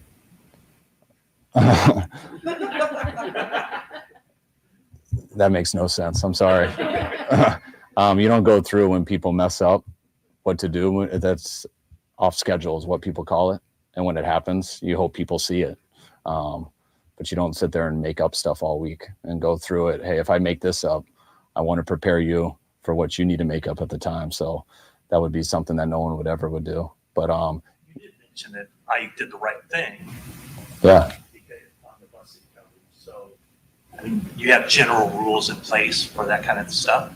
Yeah, when no one's there, like just if they had 10 people on the field and no one lined up over the receiver, we don't want him to just sit there and run a slant. I hope he puts his hand up and runs a go route so he walks into the end zone, and I hope the quarterback's looking that way and sees it. And be the same thing. When a corner's supposed to play deep half and he sits at the line of scrimmage and they have two people and you're going to run your route and no one's there, you look up and do the same thing. But that's something that happens in football a lot, happens throughout the games. And that was a big one because it happened at the end. But we just didn't fall into it the right way. I think that basically it was backyard ball. It turned into backyard ball when the coverage was busted. Nate, I think we're pretty nice to Brock Purdy. It's a Purdy party on this show most of the time. Now I sound like Cam Newton. Purdy. But Brack, I would say that I actually understood what Matt Mayoka was saying, right? And Kyle Shanahan was basically saying, we don't have time. It's a feel thing. Have a feel, right? And I think what he did not say, or he did say, you hope the quarterback sees it, and Brock didn't or didn't trust it. But basically, yeah, Aiyuk did the right thing and busted coverage, and whether it surprised Brock or whatever the case was, he didn't throw it. But he did not say, he said the quarterback. Obviously, we know who the quarterback is. He didn't say that situation. He said in situations like that. So he didn't want to put the onus on Brock because it's not what the play design is. I'd make the argument to you, though, Nate, even in a game where Brock Purdy played outstanding, you did walk away with an L, and you could put that in the category of those are the types of win. Brock makes a lot of winning plays. That one would have for sure sealed it. Ronnie Bell should have sealed it. I get that. But I'm not taking anything away from Brock. But the bottom line is that is something that you hope in week 7, 8, week 4, moving forward, Brock, who I actually think is normally pretty good at seeing stuff like that, will notice in the future. Sure. I mean, I don't even know if it was a mistake on Brock's end. No. I think he just didn't feel comfortable making for whatever reason. And that's fine because they still should have been in a position to win. I think his processor wasn't as elite as it should have been in the moment. I can tell if you're serious or not. Well, I just don't really understand. I'll take the words out of Shanahan's mouth. I don't really understand. You don't understand the question. I don't understand what you're asking me necessarily. Like was one more time. Let me get it one more time from you. No. I don't even know if I asked you a question. Okay. Yeah, I'm just saying that as well as Brock played, yes. All I ended with was you would hope that he trusts things like this moving forward. Sure. But they still were in a position to win. Yes, they were. And like you said, we're not having this conversation if Ronnie Bell isn't clapping at the football with his hands. Yes, punching the football. So I don't have much to say in regards to Brock missing this throw. I know that's not entertaining. That's not what you want from me right now, but I don't put any blame on Brock Purdy. I can't do that. No. It's less about blame and more about, I guess, hoping things get better. Growth, if you will, because you have to take advantage there are situations that you're going to have to take advantage of. Sure. And he did not. And he did not. And we don't have a reason for why he didn't. We don't have a explanation. Because he saw it. We all saw him see it. Yeah, I mean, I hope someone asks him about it this week. I don't know if there's pressers today or not, but we'll be able to ask Emil Fergoso here in a few minutes. Coming up next, we will get to Emil Fergoso and ask him about the Matt Mayoka question, Nick Bosa, and all things Niners. Get your questions in if you have anything for Emil as well. Stiles and Watkins, Sacktown Sports. The only place you'll find Malik Monk is Sacktown Sports. Oh my, what an athletic move that time by Malik Monk. Hey Sacramento, it's Malik Monk and you're listening to the home of the Sacramento Kings, Sacktown Sports. Your local sports leader. It's Capital Casino, Sacramento's #1 poker room. And guess what? Primetime football is back. Capital Casino is giving away $500 per game in high hand bonuses for every Sunday, Monday, and Thursday night primetime game. As always, offering the best food, the best service, and the best action with the most variety of games in the region, conveniently located in downtown Sacramento. So check them out, Capital Casino, and always remember to gamble responsibly. 1-800-GAMBLER. Finally, an easy way to find home improvement contractors. Just visit subcontractorsunited.com and simplify your search for home services professionals. From cabinets to windows, roofing to plumbing, Subcontractors United is an easy, simple way to find and hire a home improvement contractor. And you never have to give up personal information. So no harassing phone calls like you get from those other websites. Subcontractorsunited.com is sponsored by D&D Cabinets and Savage Design. Now your ideas don't have to wait. Now they have everything they need to come to life. Dell Technologies and Intel are creating technology that loves ideas, loves expanding your business, evolving your passions. We push what technology can do, so great ideas can happen right now. Find out how to bring your ideas to life at Dell.com. Welcome to now. To get people excited about Boost Mobile's new nationwide 5G network, we're offering unlimited talk, text, and data for $25 a month. Forever. Even if you have a baby. Even if your baby has a baby. Even if you grow old and wrinkly and you start repeating yourself. Even if you start repeating yourself. Even if you're on your deathbed and you need to make one last call. Or text. Right, or text the long-lost son you abandoned at birth. You'll still get unlimited talk, text, and data for just $25 a month with Boost Mobile. Forever. After 30 gigabytes, customers may experience slower speeds. Customers will pay $25 a month as long as they remain active on the Boost Unlimited plan. Fall's right around the corner, and there's no better way to experience nature and everything that Northern California has to offer than in a Jeep. And right now, it's Jeep Adventure Days at Sacramento Chrysler Dodge Jeep Ram. And they've got the deals and selection for you. From sales to service, they're going to prove to you why they deserve your business. Their GM, Chuck Dean, he has this talent of not only getting you the best deal in town, but he also is able to build an inventory that other dealers are jealous of. SacSuperstore.com and located off of Business 80 across from Hagen Oaks Golf Course. Sacramento Chrysler Dodge Jeep Ram. Don't let summer energy slip away. Live the active life you love year-round with a personally fit arch support system from the Good Feet store. Precision engineered to support all 4 arches. Good Feet puts your feet in a more ideal, comfortable, and pain-free position. And Good Feet arch supports are now HSA and FSA eligible. Book a free fitting at goodfeet.com or come in and get a free pair of OS First Performance socks. Free. Normally a $25 value at the Good Feet store. The PGA club fitters at the Hagen Oaks Player Performance Studio know that golf should be fun.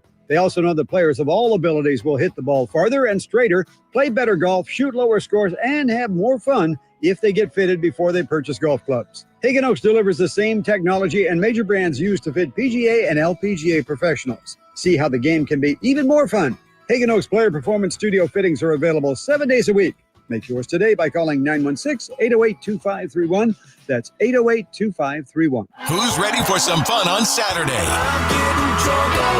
Country in the Park 2 takes over Heart Health Park at Cal Expo with Dirks Bentley, Harmony,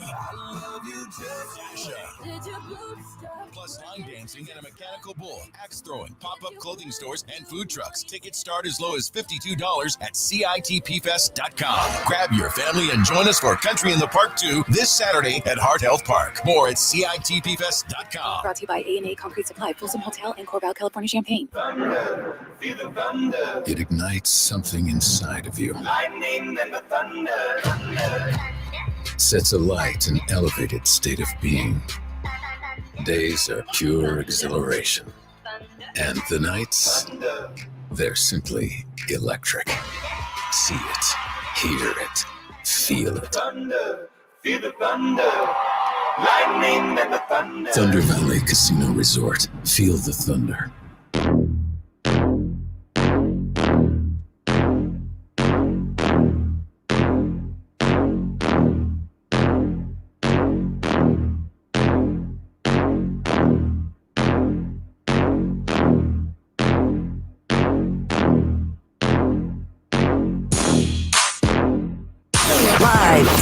Live and local. This is Sacktown Sports. There we go, Nate. Out here trying to function. There you go, Nate. Okay, you got a little bit. We'll see how deep are you into your bag right now. It's been all Bay Area so far. Do you listen to Larry June at all? Mm-hmm. Yeah, that was the last segment. We had LaRussell. That's the guy I asked you about. That's your guy. I like his music. Yeah. It's definitely Mac Dre inspired. I think he sampled Mac Dre. Why don't you too. Google hyphy movement, see what pops up? Okay. I know you Gemini were censored. Yeah. Metallica. Counts. Don't tick me off. It counts. Don't tick me off. All right.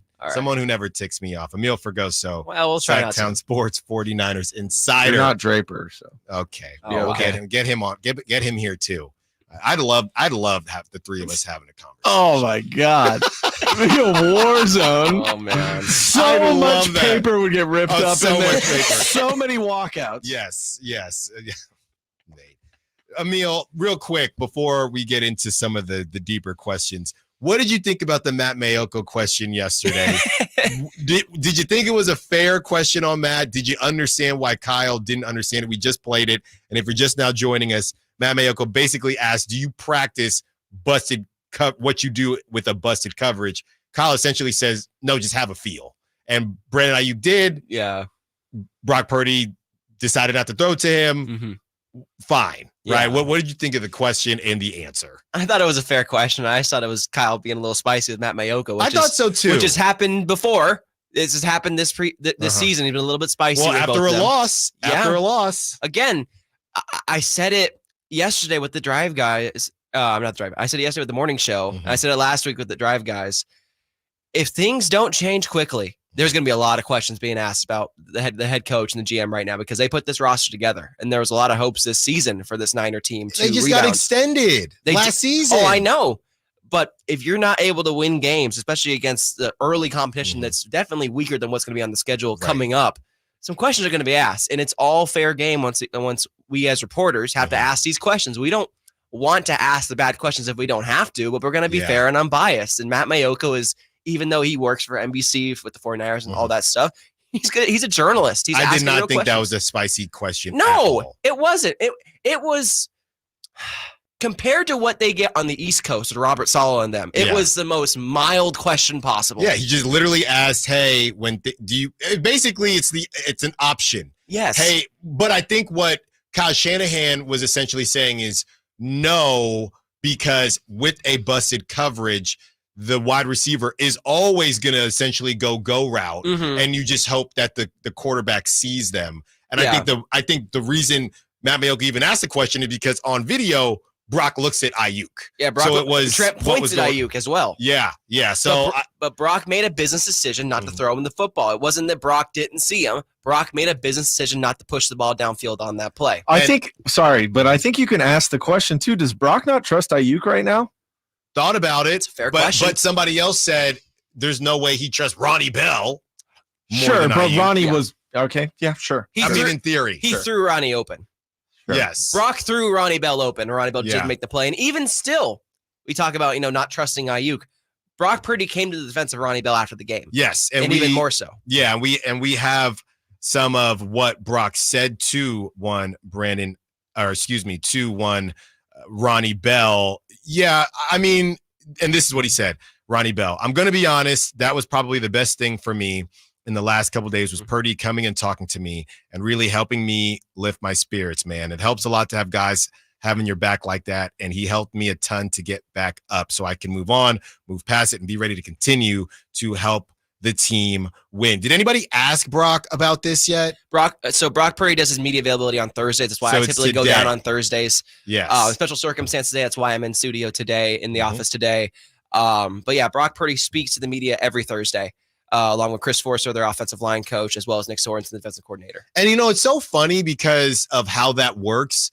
I mean, it's just now Wednesday where Kyle Shanahan got this question. Yes. But now we're talking about is somebody going to ask Brock a question on Thursday, something that happened on Sunday, and they got a game in a couple days. So maybe he won't even get asked. I don't know. He'll get asked.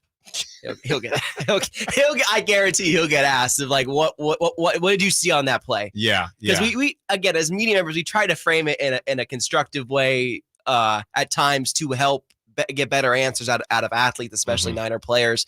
And so he will get asked. Brock. There's a video going around of Brandon Aiyuk. Kind of going open on that last play. Even Trent Williams kind of seemingly pointed towards him down the field. What did you see on that play? What was the decision to check down instead of going deep on that play? I want to ask you something, and this is just going to be straight up. Oh, boy. Can we just admit that Christian McCaffrey's done? For the year? He's done. He's not done for the year. Emil, he's done. He's not done for the year. Emil, he's in Germany. I know. He's having sauerkraut. He's done. He's not done for the year. He's done. He's in Germany. He's going to be there for Oktoberfest, Emil. He's in Germany for treatment, not for vacation. I know that, but my point is he's in Germany. I know. To get you got treatment. Stanford not far from where they play. You can't get certain treatments done in America that you can overseas. But if you need that right there, that height surgery, it's like $20K an inch. Oh, why do you know about that? It popped up on my Instagram. I don't know. That's not the point. The point is that I don't even think you can do that in America, Emil. It's Come stem on. cells, though. That's why he went over there, and that's a very controversial topic here in the States. Where is this coming from? I thought this was a calf. I thought this was a calf strain. It's an Achilles issue too, along with the calf. He's not playing this year. Again, I'm not going to say he's not playing this year because if he was done for the year, they would have ruled him out by now. No, they wouldn't to have. protect himself. No, they would not. To protect himself, yes. I'm not saying Which they're is not why going to he's on try. IR right now. No. I'm not saying they're not going to try. Okay. To play him. Okay. What I'm telling you is that he's not going to play. We'll see. And I'll do you one better. Okay. If he does play, I'm not saying it's going to end like KD in the finals. What I am saying is that it won't be for long. I'm not going to say it wouldn't surprise me. There's a reason why they stopped it from him coming back early because he had a setback, his worst setback of all with all this injury. And a setback. A setback. Yes. A setback. What you're just saying? No, think of what could a setback. Trust me, I know how it feels. So let me ask you, because you do know, because you did tear your Achilles. Yeah, correct? and I never had any tendon. The thing just went bye-bye. Okay, just went bye-bye. So there are different types of that. It just goes bye-bye. You just tear it randomly. Right. And there are situations. I wasn't in Germany.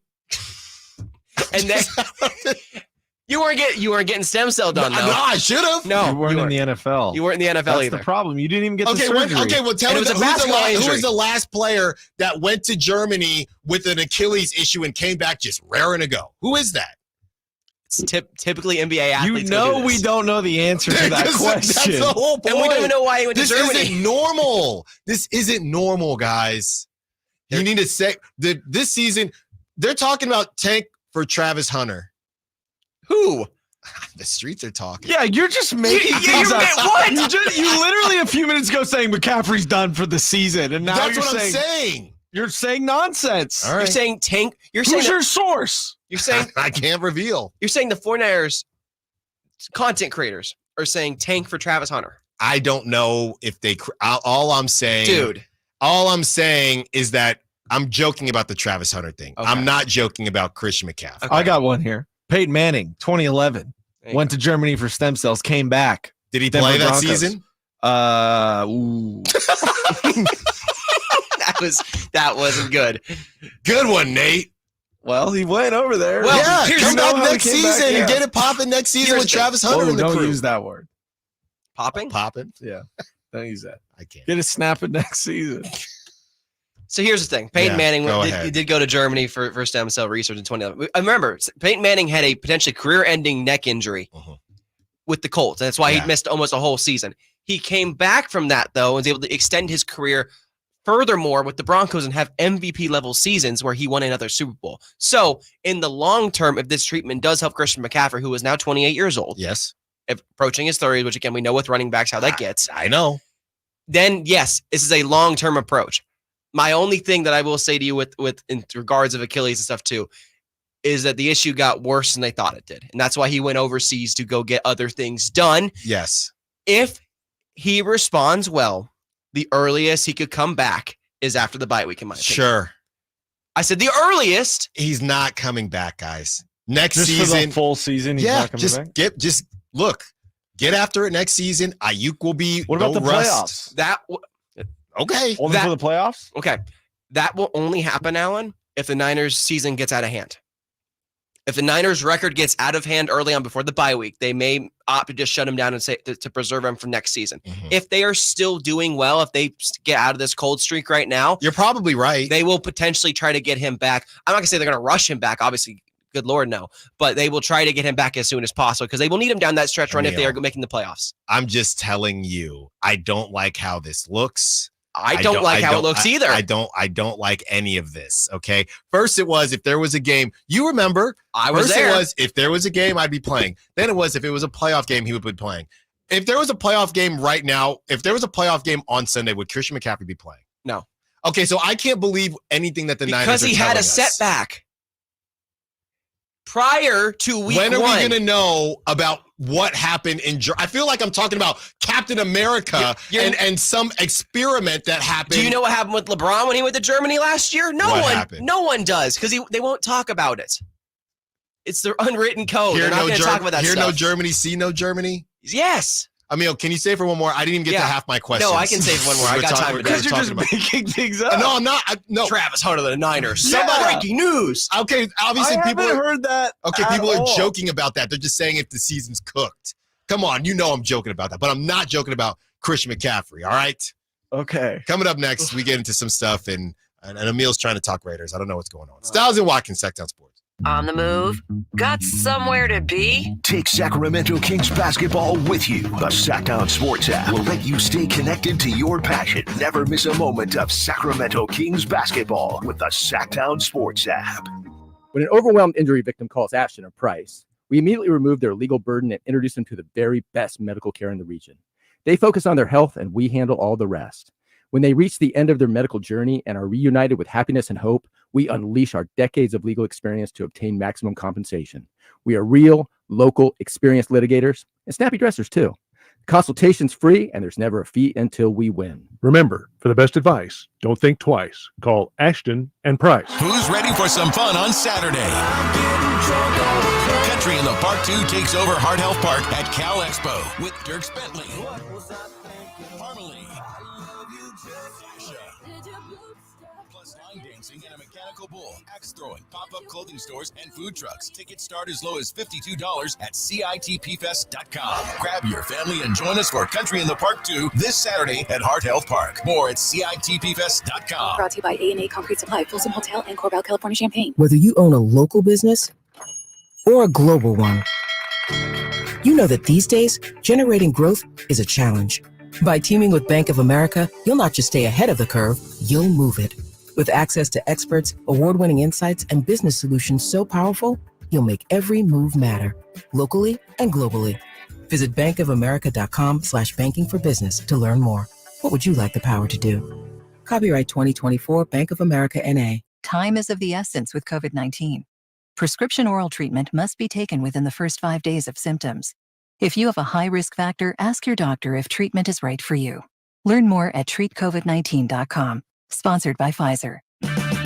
Purchase new wiper blades from O'Reilly Auto Parts today and we'll install them for free. See better and drive safer with O'Reilly Auto Parts. O'Reilly Auto Parts.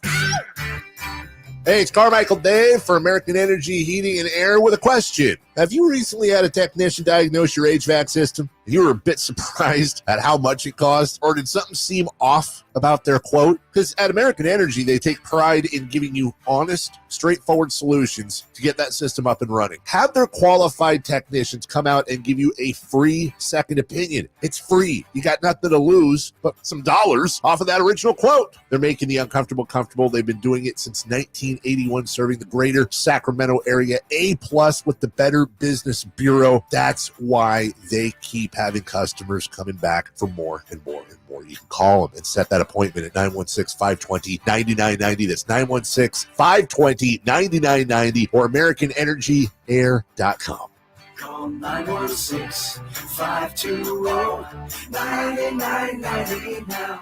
Hello, Sacramento. I'm Emran Pilati, owner of True Sports Cards and Collectible Store here in Rockland, California, and the host of the True Sports Cards Show that airs right here on Sacktown Sports 1140 every Saturday from 10 to 11 a.m., where we discuss the latest trends, hottest products, and deliver exclusive interviews with other industry leaders. And don't forget to visit our shop, True Sports Cards, at 6661 Stanford Ranch Road in Rockland and see what we have for all your sports card and memorabilia needs. DC here, and if you've been thinking about a new car, you gotta see my friends at Folsom Lake Kia. You can always count on low payments and zero down deals with approved credit. Folsom Lake Kia, over 25 years, right here in Folsom.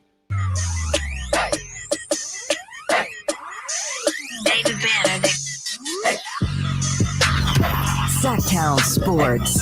Check us out on YouTube. Search Sacktown Sports and subscribe.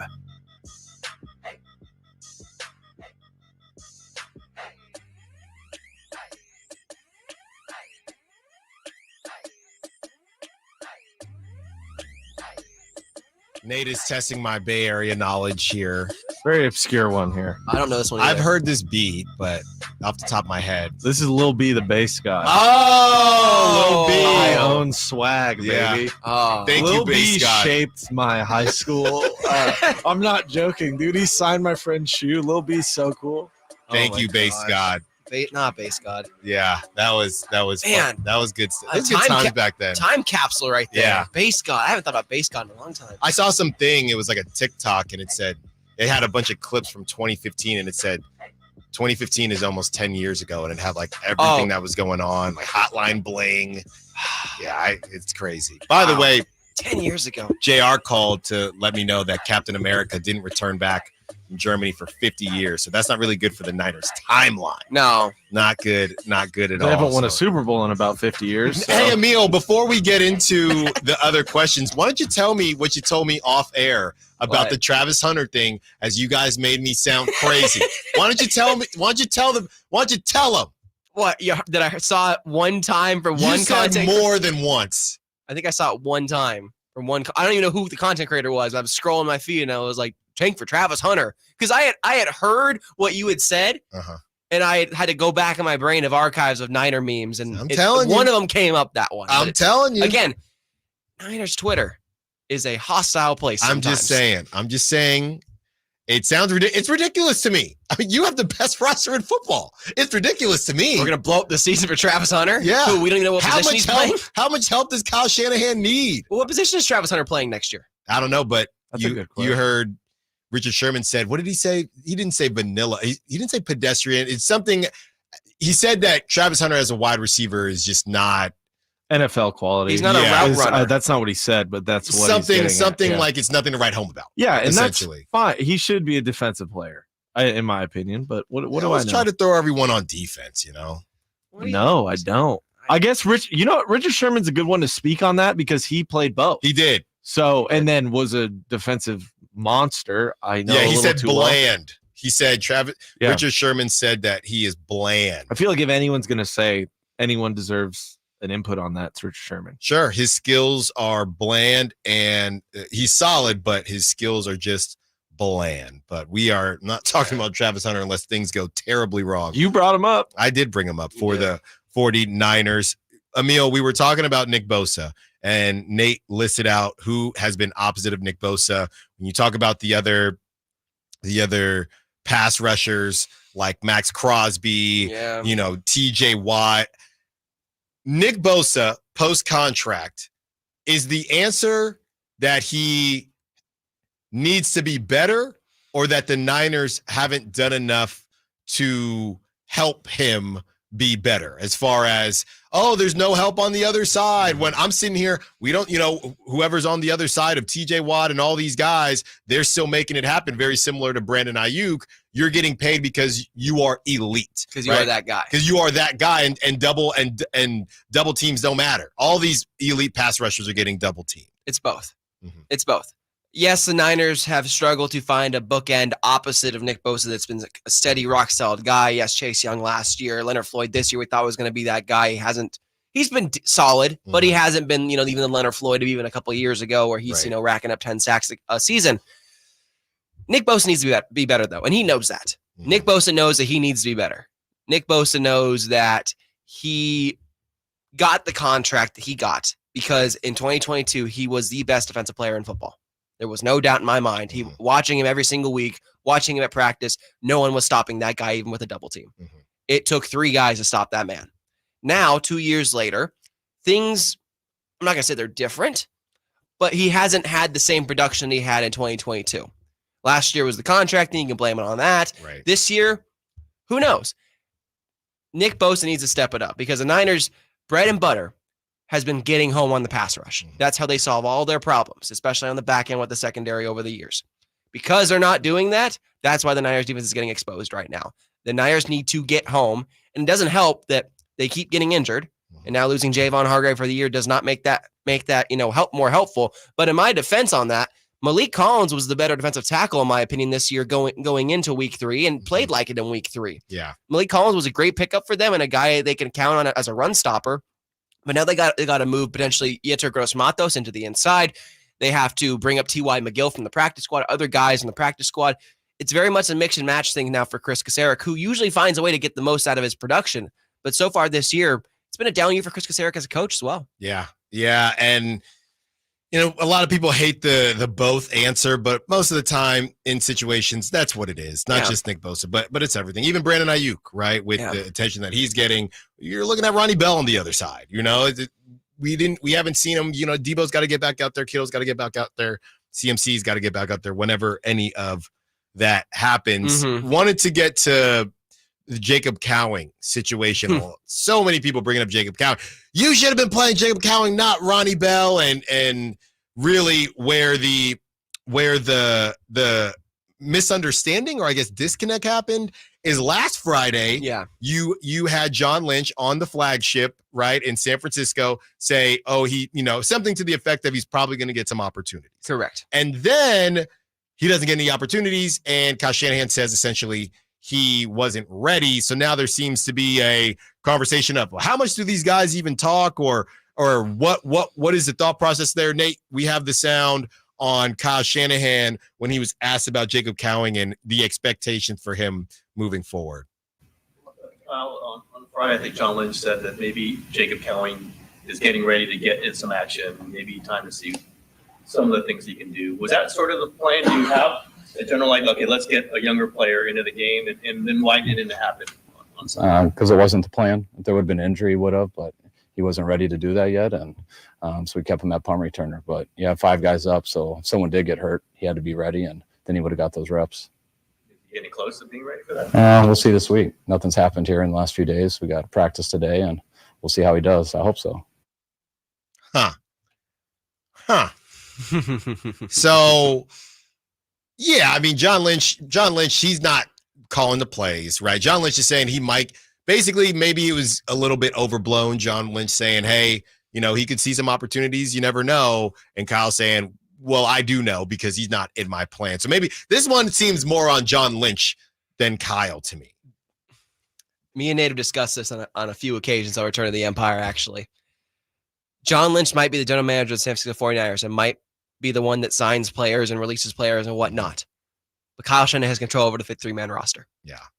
Kyle Shanahan has final say on what he runs out on offense and on defense on any given Sunday. Even though Kyle came to the defense of Jacob Cowing after the muff punt week 2 against the Vikings. I believe it was week 2 against the Vikings. Yeah, week 2 against the Vikings. Jacob Cowing, and this is a big part of the Niners offense, isn't a great run blocker yet. To Ronnie Bell's credit, he knows the offense better now in year 2, and he's a better run blocker than Jacob Cowing. So while Jacob Cowing might be the more explosive athlete and maybe more of the dynamic guy they would look to in at the wide receiver position than Ronnie Bell, he's not great in the other departments of football as a wide receiver, which is a necessity for the 49ers to roll you out there, which is why Jacob Cowing as a rookie isn't getting the play right now. Ricky Pearsall, when he comes back, will be a slow move into the roster because he has to become a 49ers wide receiver, and that's why they took him so early, because he does block. So he will likely get more opportunities early on than Jacob Cowing. Jacob Cowing is much more slighter in frame. He's 5'8". Going against even a DB, it's going to be a struggle for him initially. He needs to put on a little more weight. Jacob Cowing will get those opportunities with injury, obviously, but that is John Lynch and Kyle Shanahan, a little bit of the back and forth that they have. One wants to do something, another wants to do something else. At the end of the day, the coach is going to get the rule over that on game day. Yeah, and for us, who we're always trying to get whoever we can from the Kings or whatever the case is on the show, this doesn't really bode well for situations like this, because this makes guys want to not do it, not because John Lynch doesn't feel like he probably doesn't feel like he said anything wrong, and now Kyle Shanahan has to answer questions about what John Lynch said on a random weekly hit, so that which Kyle did the day help. prior too.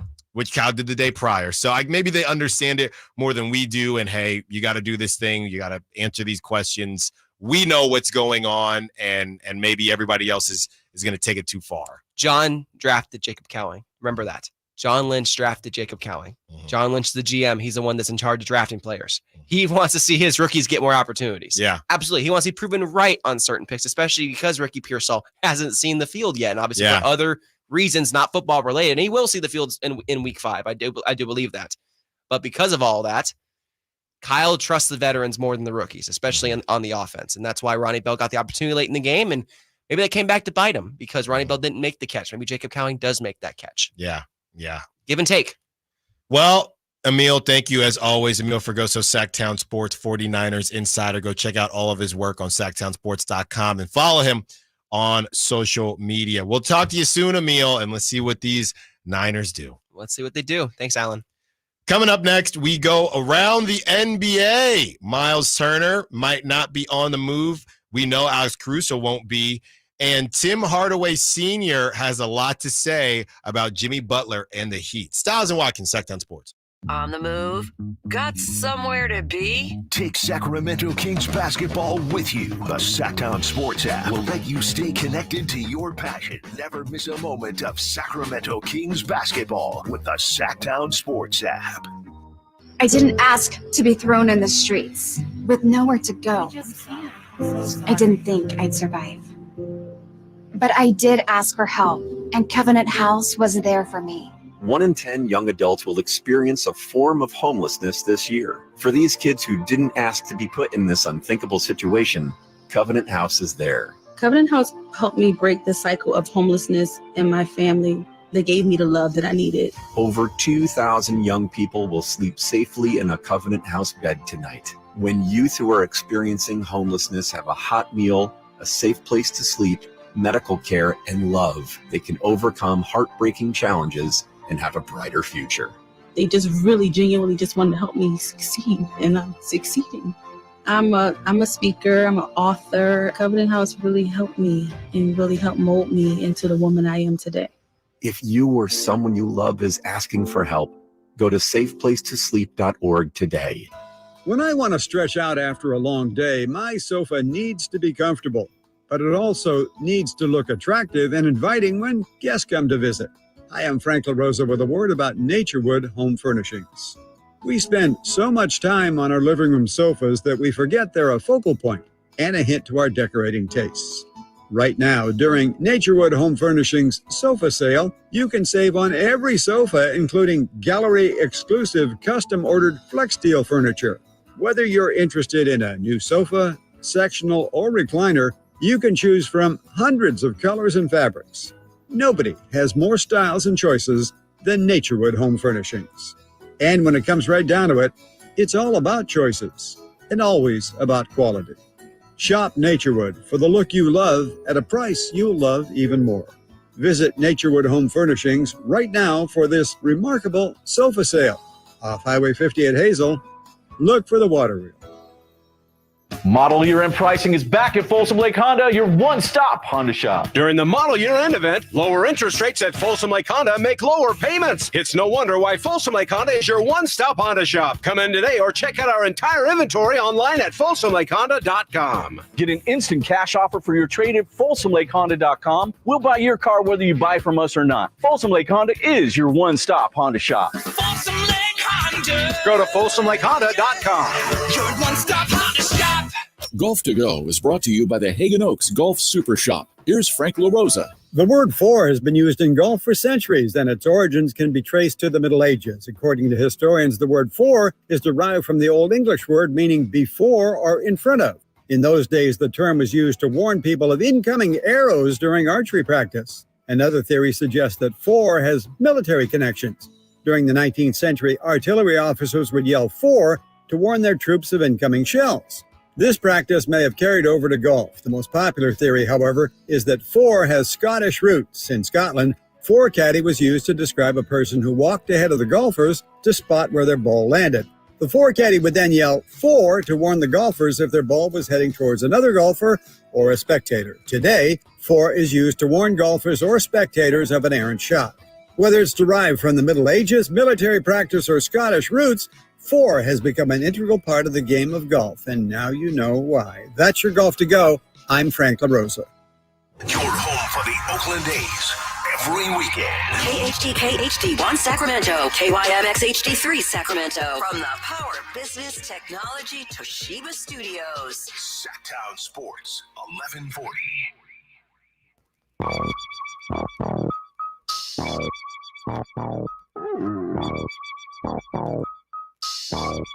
Sacktown Sports. Call or text at 916-339-1140. We are going to go around the NBA.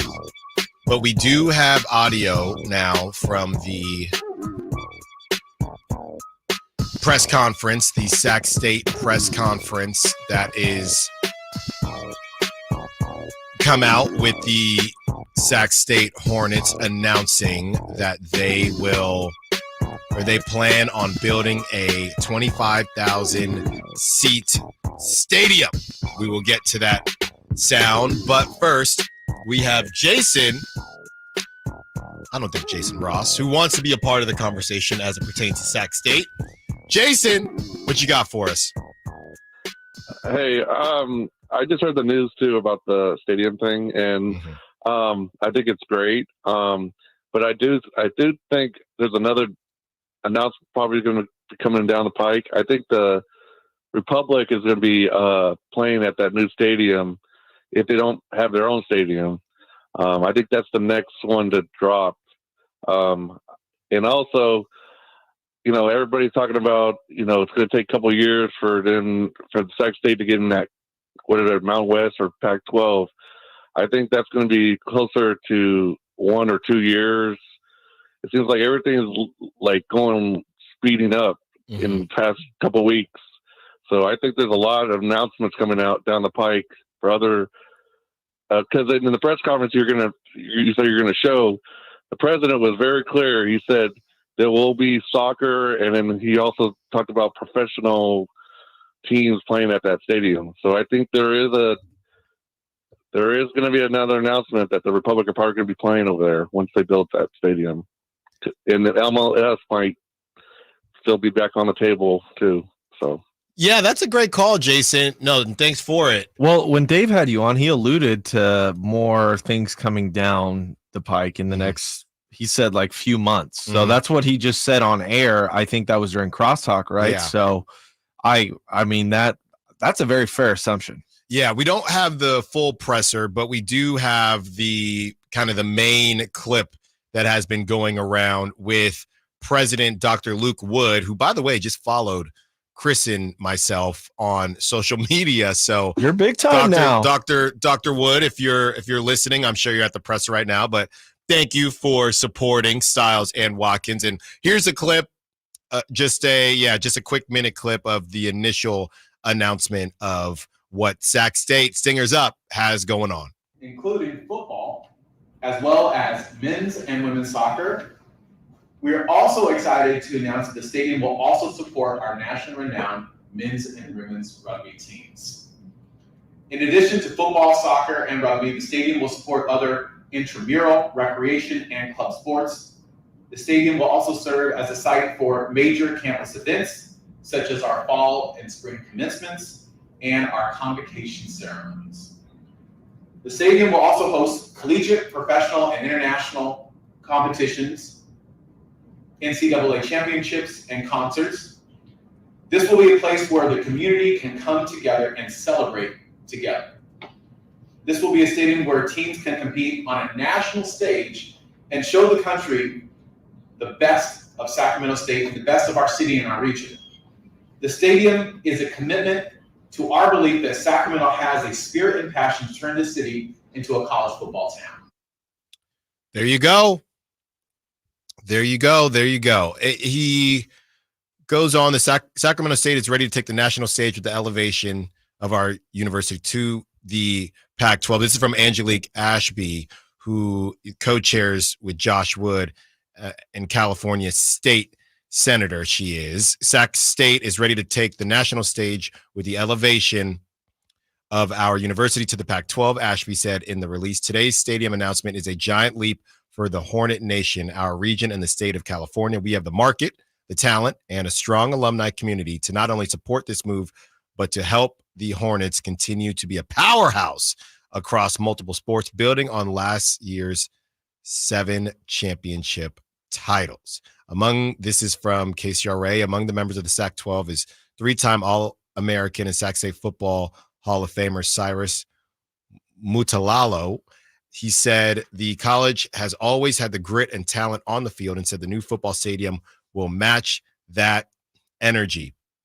I did think this was interesting, Nate, and this came from front office Sports. This is from Rob Dellinger. Sac State in FCS announces that it has secured millions in funding for a new football stadium, part of a public pursuit of Pac-12 membership. This is to the question that you had, Nate. In a release, the school calls on business leaders across the region to join efforts to elevate Sac State to the Pac-12. So it sounds like they secured funding, but they said that's not funding, though. That's what they're asking for is them to back them and getting a recommendation, right? Yes. And I'm sure that comes with lobbying and finances. Obviously, I'm not a legal expert. I'm kind of a stupid idiot. But with that said, we still don't know who or what entity is funding this. And is that not weird? Is that not like I feel like we should know. Me and Frankie were kind of talking about this morning. Like, if this announcement's coming out, like Sac State doesn't have like some big alumnus that's backing them, right? Like that I know about. So maybe I'm missing something, but I've heard nothing about where this money's coming from. Yeah. I mean, tuition. I don't know. Here's the actual announcement again, and we read it earlier. But yeah, and you know what? It's funny. The first comment. So Dave posts the news release, and the first comment says, "I don't see any mention of funding in the article. Has Sac State confirmed they have secured funding?" Dave says yes. So Carmichael Dave posted this an hour ago, and it goes on to say Sac State to build a new football stadium. Sac State has announced plans to construct a new state-of-the-art football and multi-use stadium that will replace the current temporary stands at Hornet Stadium, providing the university with a venue to leverage its location in one of the top 20 media markets in the nation. The multi-sport facility will be designed to host football, men's and women's soccer, and men's and women's rugby. The stadium will also host collegiate, professional, international competitions, NCAA championships, concerts, club sports, and other events, including commencement and convocation.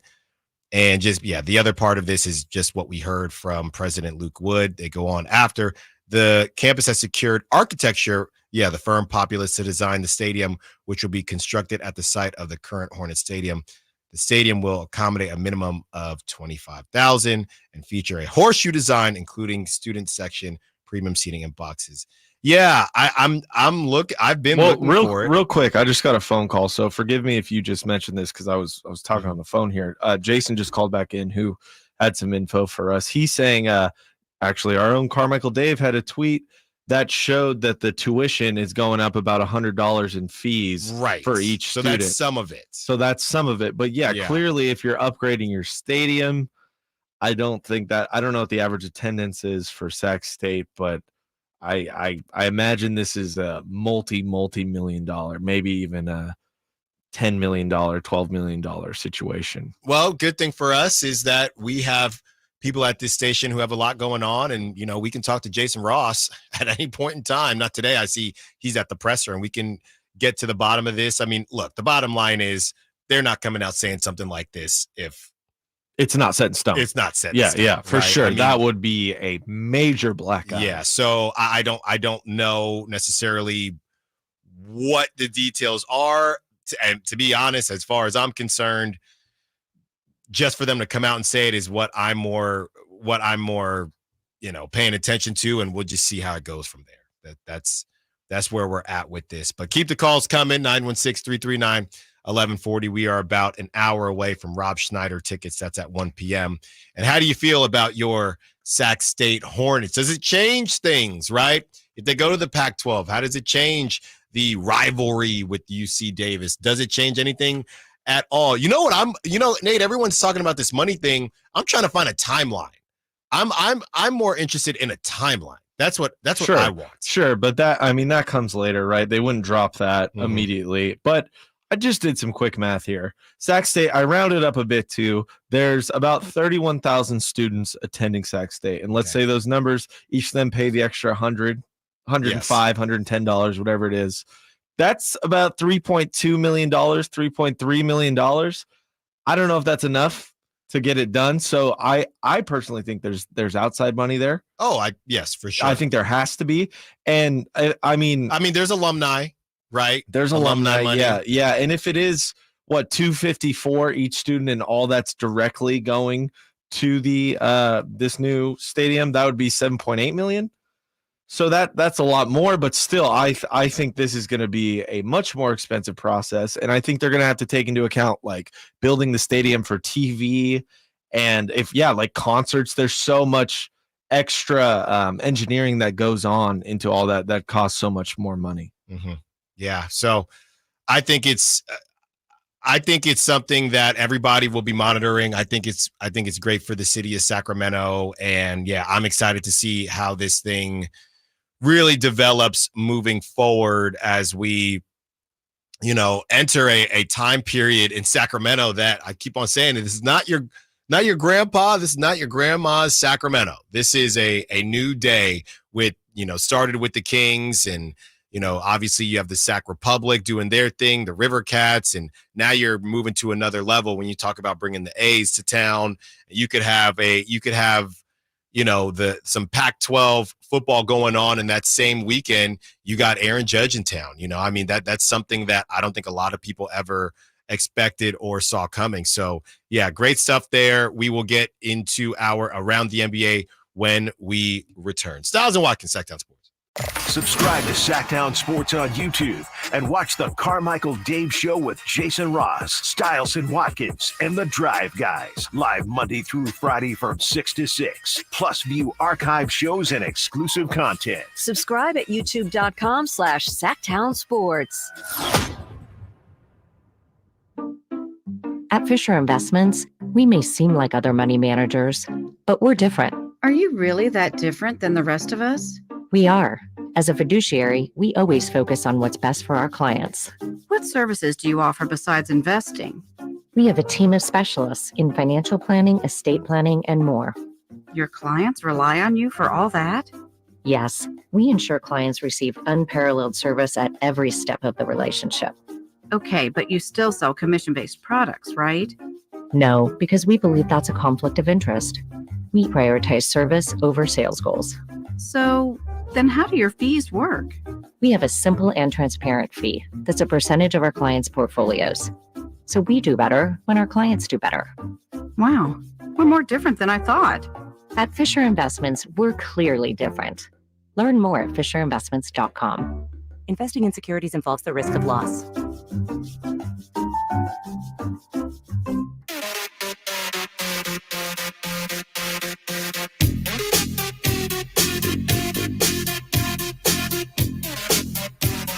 Live and local. Live and local. This is Sacktown Sports.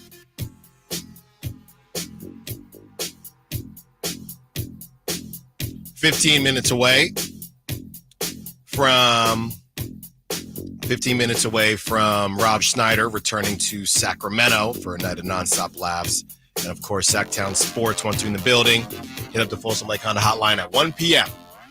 and we will get you those tickets 45 minutes away. Before we go around the NBA, Alan, we had a caller in the break. His name was Brett. He just brought up the point that something we haven't mentioned yet. 25,000 is 6,000 more than Golden One Center. And I know Golden One's inside, but that's big. That's big time, and that's not cheap. That is not cheap. Yeah, I was reading a lot, and obviously, when this stuff pops up, we're doing our best as it's happening to answer all questions that anybody may have. But yeah, I was trying to, last segment, I didn't want to say too much because I wanted to make sure that I wasn't missing something that came out during the show. And yeah, there's no funding. I'm not seeing anything. Yeah. I'm not seeing anything. Like I said, Dave got asked in his post, somebody says, where is the mention? As far as the secure, they do not say, and maybe that's not, maybe it doesn't matter. Maybe it's that's more typical than we think. The bottom line is they got it. So let's get this thing built. Let's get this thing built. Let's go around the NBA. Got to start off with, and you know what? He almost snuck into top stories at the top of the hour, but I'm going to save it for the around the NBA and do it right now. because Derrick Rose has announced his retirement from basketball after 15 seasons. He was the youngest MVP in NBA history. Here is a letter that he has to his first love, the game of basketball. You believed in me through the highs and lows, my constant when everything else seemed uncertain. You showed me what love truly meant. You turned the court into my sanctuary, a home where I could express myself freely. You made every early morning and late night we spent together worth every drop of sweat. You reminded me that I could always rely on you, that in every moment of doubt, you would show me what I'm capable of. You introduced me to new places and cultures that a kid from Chicago could have never imagined. You taught me that every loss was a lesson and every win was a reason to be grateful. You offered wisdom that was not just about the game, but about life, discipline, hard work, and perseverance. You showed me that passion is something to cherish, ensuring that I pour my heart into every dribble, every shot, every play. You stood by me even when the world seemed against me, unconditionally waiting for me to pick you up. You gave me a gift, our time together, one that I will cherish for the rest of my days. You told me it's okay to say goodbye, reassuring me that you'll always be a part of me, no matter where life takes me. Forever yours, Derrick Rose. Do you think he will be the first MVP to not make the Hall of Fame? It's possible. It's possible. Because don't 6 men get in? Yeah, I'd have to look at his numbers. I mean, obviously he had some ridiculous seasons, man. So, and then obviously the complete other side of it. So, yeah, I don't know. We'll have to do a deep dive. I do want to do this though, 916-339-1140 as we get closer to the King season. And like I said, we're not going to have a lot of time for some of these lighter segments, if you will. And Chris Watkins isn't here, so we can do whatever the heck we want. Let's have the conversation, Derrick Rose. The what ifs, right? Come in with your what ifs, 916-339-1140 on the text line and Sac Chat. Your biggest what ifs in not just basketball, all sports. Give me your Bo Jacksons. Give me your Mike Trouts, Trey if Lance. you will. Not Trey Lance. Give me your what ifs as we celebrate Derrick Rose and still an awesome career. I mean, even with all those injuries, he played 15 seasons. Brandon Roy, guys like that. Whenever we talk about Derrick Rose, we also talk about guys that just, if it wasn't for injury, we'd be talking about him in a completely different light. As we continue around the NBA, this note is about Alex Caruso. So Alex Caruso, Thunder GM Sam Presti said today that they will look to sign Alex Caruso to a long-term contract extension once he becomes eligible for a 4-year deal on December 21st. Oklahoma City traded Josh Giddey to the Bulls for Caruso this summer. Caruso, I'm really excited to watch this guy play. I think he was getting to the point where I don't want to say he was better in theory than in reality, but I do think that I really want to see him play on a team with expectations again. It's been a while. We know what he did on the Lakers, and then he went to the Bulls, and basically the whole time he was with the Bulls, everybody was trying to get him out of Chicago. So we'll see what he does with the Thunder. And next we have one Miles Turner.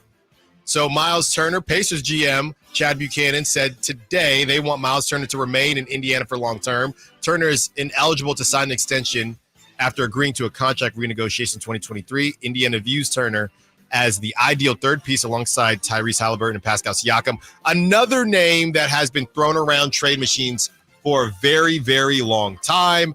And now it seems that Miles Turner will hang out in Indiana. Chris Watkins, not a big Miles Turner guy. I get it. It's he's not a stretch, but he does shoot the 3 ball. I like Miles Turner, but yeah, ultimately doesn't seem like he's going to make his way out of Indiana. And last but not least, well, first of all, I saw Miles Turner in Tahoe one time, so okay. I just thought I'd let you know. Whoa, yeah, I won't tell you what he was doing, but I saw him there. Was that during the golf tournament? Let's say it wasn't on the California side. No, it wasn't. Gotcha. Well, hey, man after my own heart. All right, let's hear from Tim Hardaway Sr.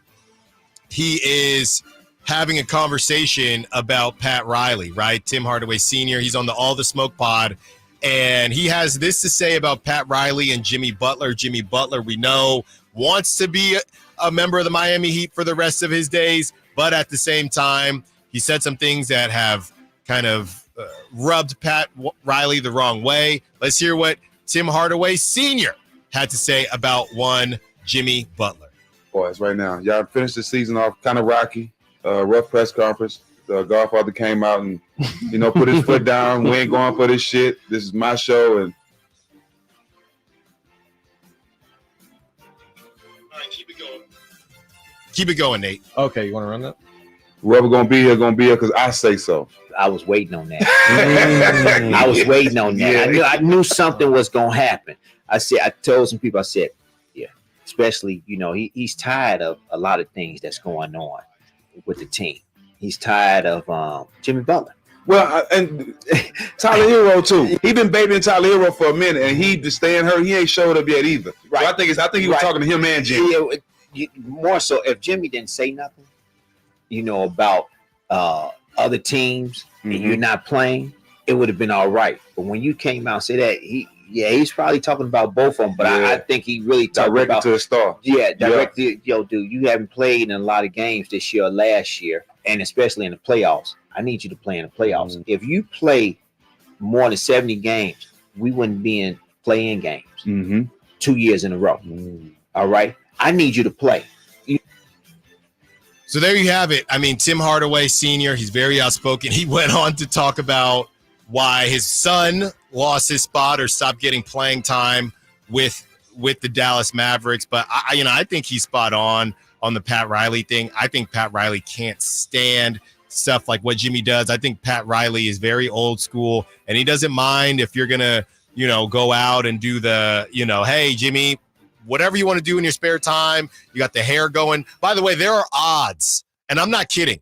There are odds on what type of hairstyle Jimmy Butler will wear to media day, by the way. But I don't think Pat Riley has a problem with any of that, or he can look past all of that when you're on the court. So now you have a guy who is just, obviously doing his thing. He's got a bunch of commercials. He's everywhere to be found but the basketball court. And I think Tim Hardaway Sr., who obviously knows Pat Riley, maybe not is talking as if Pat Riley said this to him, but is talking as if to say, the Pat Riley I know, he's not going to go for this stuff because you got to be on the court. So you're sitting there taking shots at teams saying, if I had played this and blah, blah, blah, blah, blah. That's just not how we ever got down, and that's not how we ever will get down. Jimmy, you got to be on the court. We shouldn't even be in the play, and not that anybody is trying to play injured or anything like that, but you got to figure it out. So, yeah, Tim Hardaway Sr., we will see what happens with one Jimmy Butler. Couple teams looking out for Jimmy Butler if this thing does go south. But again, is he going to be healthier? Is he going to be healthier for whoever signs him? You know how I feel about Jimmy Butler. I would stay away from Jimmy Butler. Coming up next, we get into the best and worst case scenario for the Kings this season. That's from Bleacher Report. And we have some sound from the A's game yesterday as they are about to have their first pitch for the last game in Oakland. And Bill, we see you on the other line. We will get to you as well. Stiles and Watkins, Sacktown Sports. Keegan Murray plays here. Keegan scores another three-pointer. Keegan Murray knocking it down for 23 points. Match De'Aaron Fox for game scoring honors. Sacktown Sports is your proud home of the Sacramento Kings. It's better over here. If you're 55 and up, T-Mobile has an exclusive rate plan just for you. Right now, get 2 lines of talk, text, and data for just $30 a line. That's a 45% savings versus Verizon and AT&T. Plus, you can get one of the latest 5G phones free when you add a line. That's right, a free 5G phone. Experience all this and more on America's largest 5G network. So why wait? At T-Mobile, customers 55 and up can get 2 lines of talk, text, and data for only $30 a line. Just go to T-Mobile.com/choice55 or visit your local store to make the switch. With AutoPay using debit or bank account, plus taxes and fees, 45% off 2 lines versus AT&T Starter and Verizon Welcome. Plan benefits vary. Free phones up to $300 off with 24 monthly bill credits and qualifying new line for well-qualified customers, plus tax and $35 device connection charge. Contact us before canceling entire account to continue remaining bill credits, and if you pay off device early. See details at T-Mobile.com. It's a myth to think you don't play golf well enough to get fitted for golf clubs. The professionals at the Hagen Oaks Player Performance Studio would argue that playing the game with golf clubs properly fitted to your body and swing characteristics is the best way to improve your game and have more fun on the golf course. With a professional staff of fitters, all the major brands of equipment, and cutting-edge technology featuring TrackMan, the indoor-outdoor Hagen Oaks Player Performance Studio is worth a look.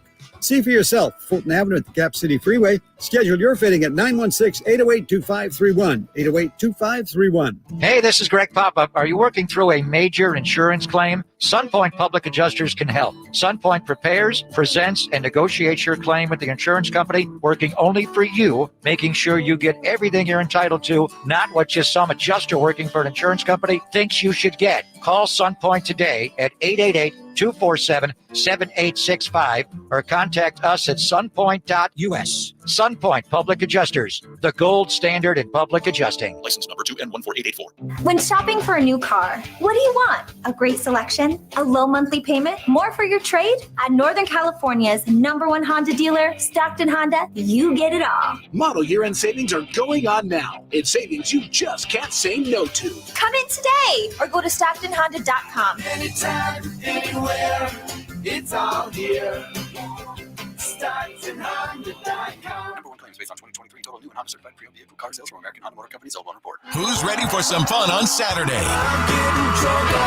Country in the Park 2 takes over Heart Health Park at Cal Expo with Dirk Bentley, What was I thinking? Farley, I love you just Sasha, Did you boot stuff? plus line dancing and a mechanical bull, axe throwing, pop-up clothing stores, and food trucks. Tickets start as low as $52 at CITPfest.com. Grab your family and join us for Country in the Park 2 this Saturday at Heart Health Park. More at CITPfest.com. Brought to you by A&A Concrete Supply, Folsom Hotel, and Corbell, California, Champaign.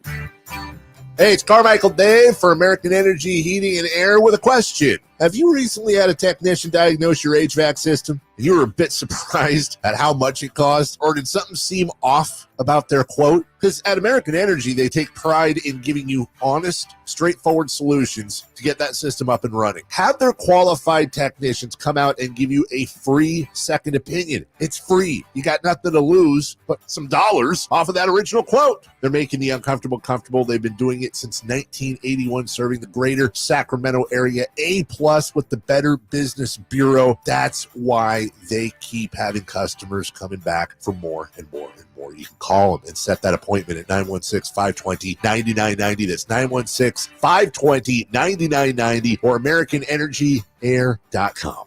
Call 916-520-9990 now. Don't let summer energy slip away. Live the active life you love year-round with a personally fit arch support system from the Good Feet store. Precision engineered to support all 4 arches. Good Feet puts your feet in a more ideal, comfortable, and pain-free position. And Good Feet arch supports are now HSA and FSA eligible. Book a free fitting at goodfeet.com or come in and get a free pair of OS First Performance socks. Free. Normally a $25 value at the Good Feet store. Time to check out Capital Casino, conveniently located at 411 North 16th Street in downtown Sacramento.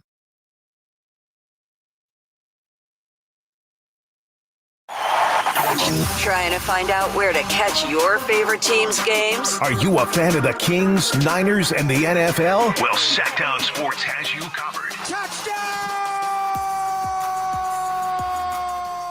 San Francisco! It's all on his shoulders. Cox rocks. He fires for the win.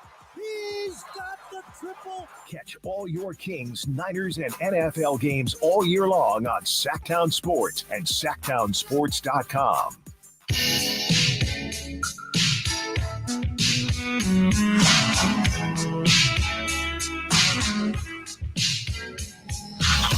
Sacktown Sports.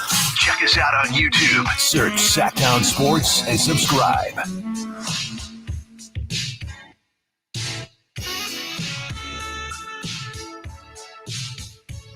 Got some Kings, talk that we're going to get to, because of course we're going to get to. We also have some sound from yesterday's game, as we are a couple minutes away from the last game in Oakland for the A's. So we have some sound from last night, and we will have some sound tomorrow as well. Then top stories at the top of the hour in 30 minutes with your chance to win Rob Schneider tickets. But one of the biggest topics that we've been going through today has been Sac State and what is going on with Sac State and that new stadium. Bill wants to be a part of the conversation as well. 916-339-1140. What's up, Bill? What you got for us? Hey, guys. First of all, I want to say I love your show. You kill my productivity. I'm a pool man. I sit at my truck and listen to the show a lot more than I should. Thank you. Thank you. Also, 25,000. I mean, I get that that's just a little bit bigger than Golden Run Center, but if you think about a stadium, that's probably at least half the size of any of the Pac-12 stadiums. And wouldn't it kind of be like Sutter Health Field right now, where it's like, they want to bring in the A's, but it's too small. It's like, it seems like they could work with the Sac Republic and get something that would be a big enough venue, to use it for that in the future. But I mean, of course, it's always easier to spend somebody else's money. So, yeah, it's a good point, Bill. And I didn't want to cut Nate off because I was trying to figure out where he was going. But in the last break, I was reading a lot of stuff, and a lot of people said 25,000. That sounds great for the Mountain West. That's what a lot of people are saying. They're saying, and Nate, we can probably pull up the former Pac-12. Just got him. Okay, let's go the through them. The smallest one is Martin Stadium for Washington State, 32,000, almost 34,000, and this is from heading into 23. So this is a bit back, but then like Colorado's 50K, Stanford's 50K, Cal 63. They just had a refurbishment in the last decade or so, right? Well, hold on, just real quick. I'm just trying to understand. This is their wording. Okay. The stadium will accommodate a minimum of 25,000. So what does that mean? Does that not include media or employees then? That's what I'm thinking off the top of my head. But they're saying they're saying a minimum as if they actually don't know how big it's going to be. Because in the maximum would say it will be 50,000 capacity. They're not telling us how big it could be. They're saying they're giving the floor. Yes, they're essentially giving us the floor. So maybe this won't be an issue. Which is super weird because in the article it says they've secured the architecture.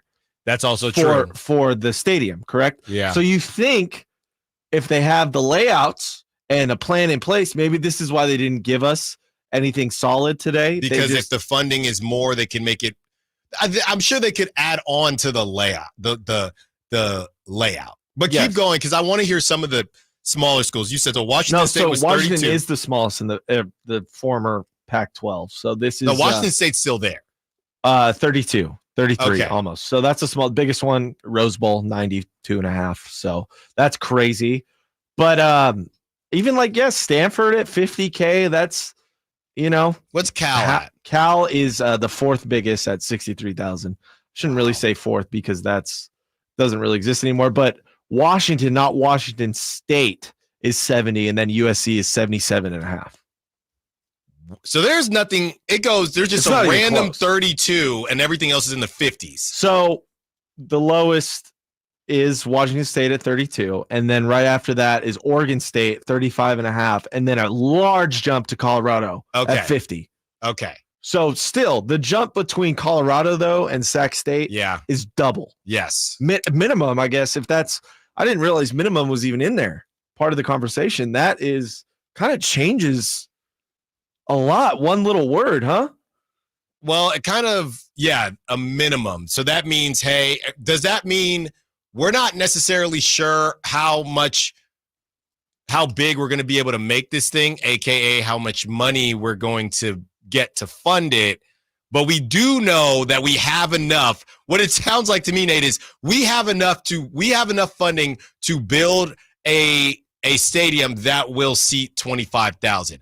We're not saying that we can't make it bigger, but as of right now, we have secured funding for 25,000. Yeah. But they're hoping so they're probably hoping we can get more funding and this thing is going to be bigger, but at minimum it'll be 25,000, which sounds more. Is it possible for you to get the Mountain West stadiums? I'm working on that right now. Because I would imagine it's not as easy as the Pac-12. Yeah, I would imagine there are more 30 guys. Well, so like Fresno here, Valley Children's Stadium, 41,000. That's what I'm nuts. seeing. So that's still a lot bigger. And Fresno is not, not the hugest place. Yeah. We're looking at Hawaii, 50K. That doesn't surprise me. That doesn't surprise you? No, because they have no pro team. No protein? Protein. Oh, excuse me. Sorry. UNR. This one's a little closer, 31K around there. So that's, it's still more. It's doable. And then the Vandals play at Allegiant.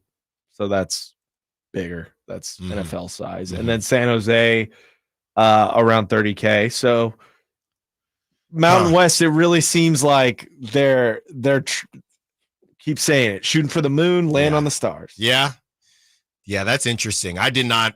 Yeah, and I saw people talking about it, and that was a great call that we got from Bill because 25,000. San Diego's 35 as well.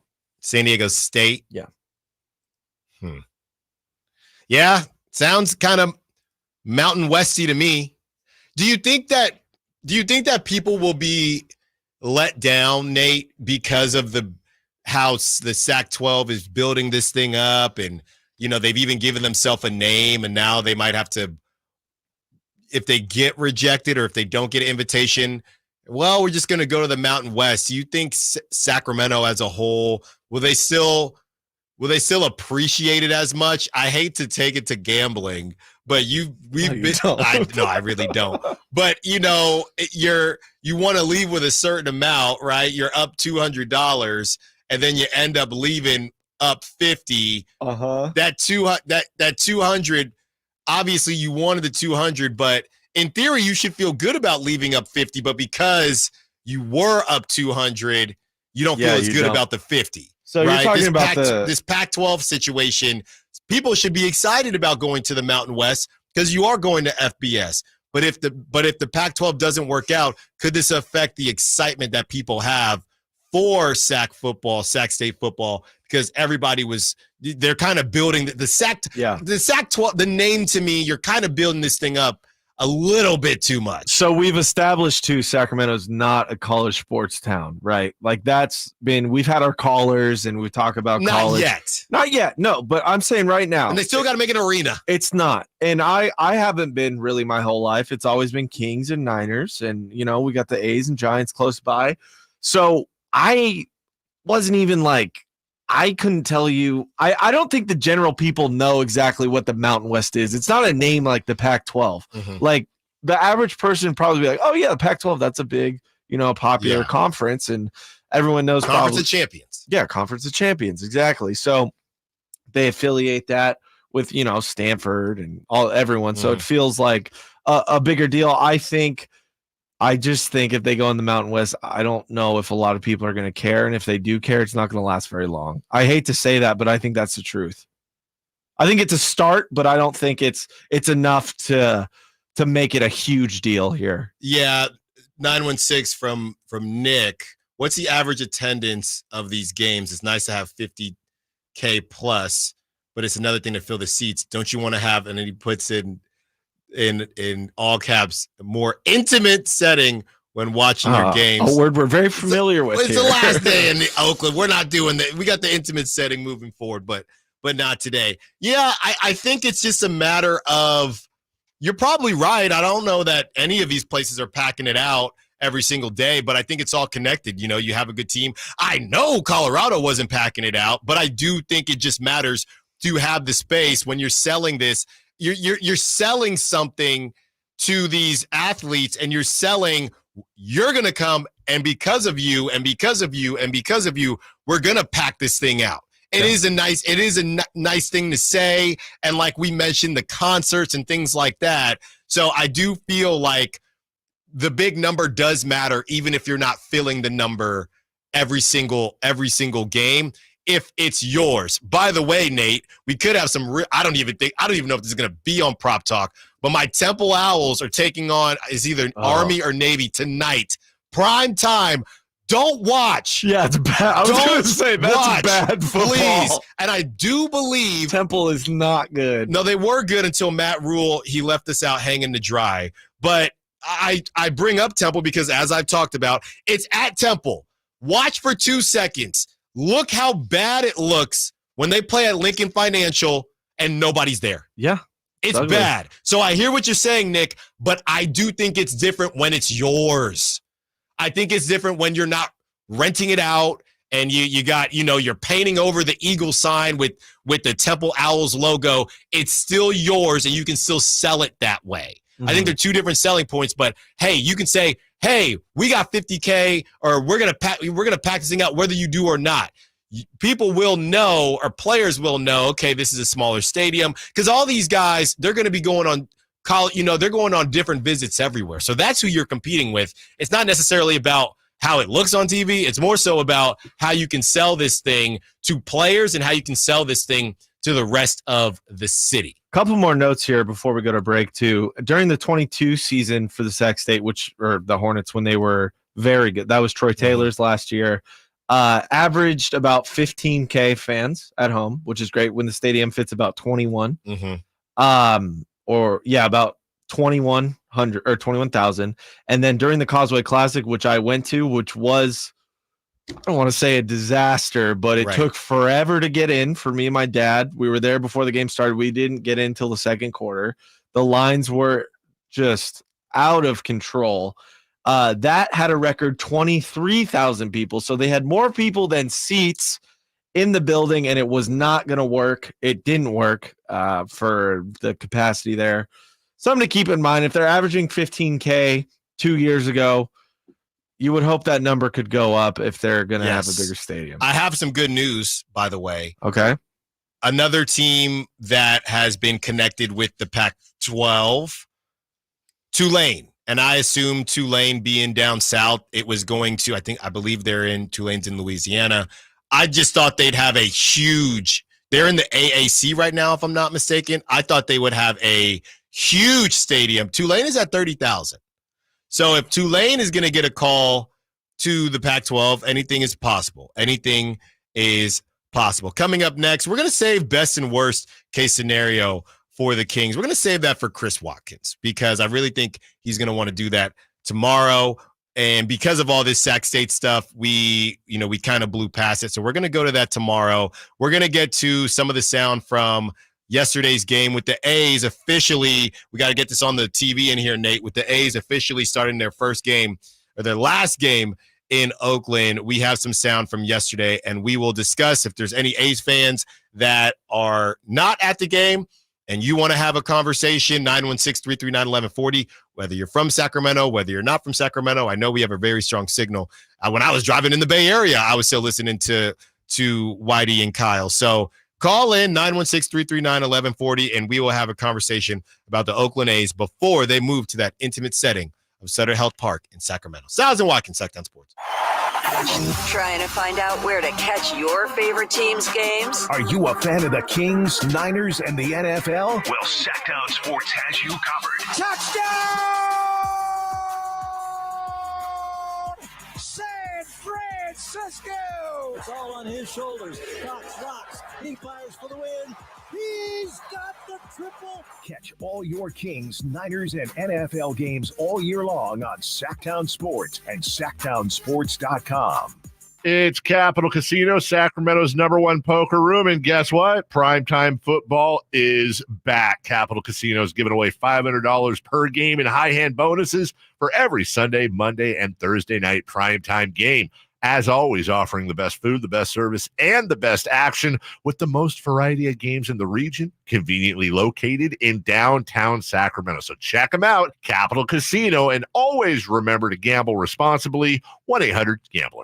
Hello, Sacramento. I'm Emran Pilati, owner of True Sports Cards and Collectible Store here in Rockland, California, and the host of the True Sports Cards Show that airs right here on Sacktown Sports 1140 every Saturday from 10 to 11 a.m. where we discuss the latest trends, hottest products, and deliver exclusive interviews with other industry leaders. And don't forget to visit our shop, True Sports Cards, at 6661 Stanford Ranch Road in Rockland and see what we have for all your sports card and memorabilia needs.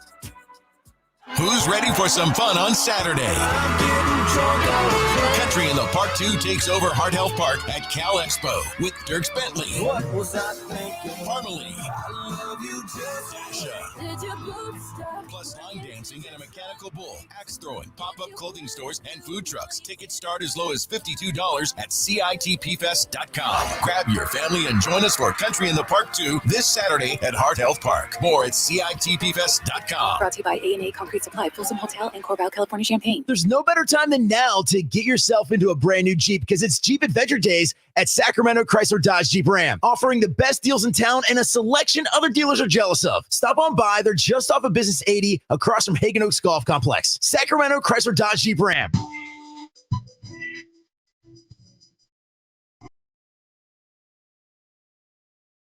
Sacktown Sports. Call or text at 916-339-1140.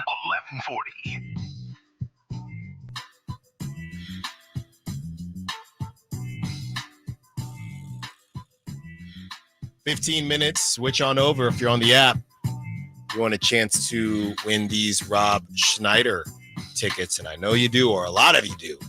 Rob Schneider returns to Sacramento for a night of nonstop laughs.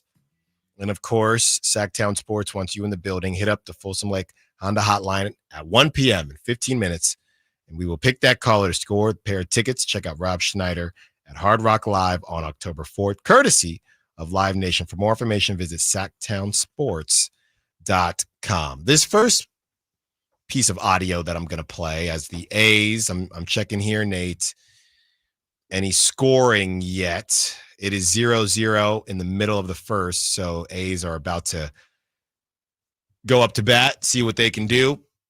We'll continue to give you updates as long as we go. The game will still be on when we're done, but I got it on in here. We got to get it on for you in there. Well, that's what I'm saying, man. I'm over here trying to figure out this stuff, man. I don't. Chris does the remotes. Oh, okay, I've actually never changed the channel in here. That's a talent, man. Talent doesn't change channels. That's why you have me. I have never changed the channel in here. And then the engineers still come in looking at me as if I broke stuff when I don't touch anything.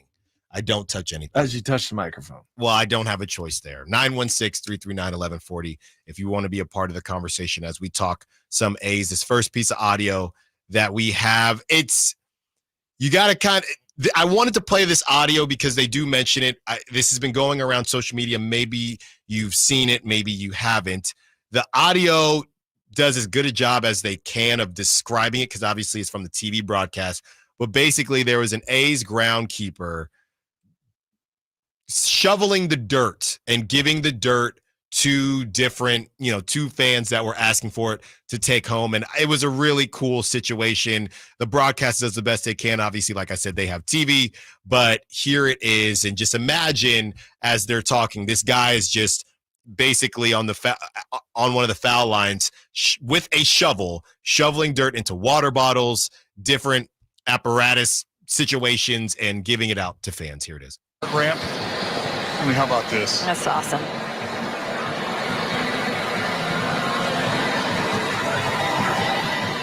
More than happy to meet the request.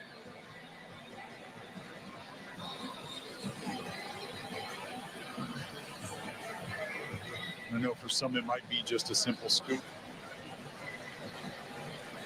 but for these fans, it's the physical embodiment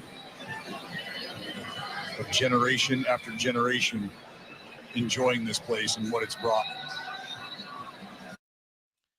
Great stuff right there. I think they did, like I said, a good a job as they can. They're the TV broadcast, so you can see, and I'm trying to basically illustrate to everybody listening what was going on. But yeah, he had a full-on shovel, and he was shoveling dirt for everybody that was asking for it to take home to their man caves or wherever they're going to take it to kind of keep as a keepsake moving forward and all the memories that they may have. Like I said, I mean, this, don't let the recent memory blind you. 2020, this team won the AL West, right? I mean, the Moneyball days, this team and earlier than that, right? 80s and 90s. This was the team. Ricky Henderson. This was the team in the Bay Area. This was the exciting team. All of these guys. So let's not, get clouded by the recent memory and remember that there are a lot of good memories out here in Oakland that people are referencing when they go to the games. It has not been completely clouded by the drama and all of the bad stuff that has happened recently. The next audio that I wanted to play is from the one, the only Mr. Perfect Game himself, Dallas Braden. And yeah, it's more of him, and that's who was speaking in the last clip, but it's more of him just describing how A's fans might feel right now within the situation and what it is exactly that they're losing. Tons of pictures and videos have been taken here in this final homestand. But I think for those people that are just standing around trying to let their eyes take in one last time the beauty that has become a gift to them. It has become a gift to their family, to their friendships, to their love of sport and baseball.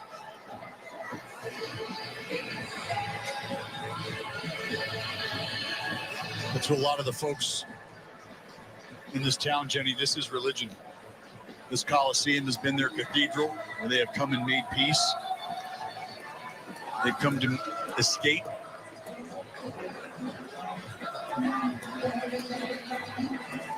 I think a lot of folks,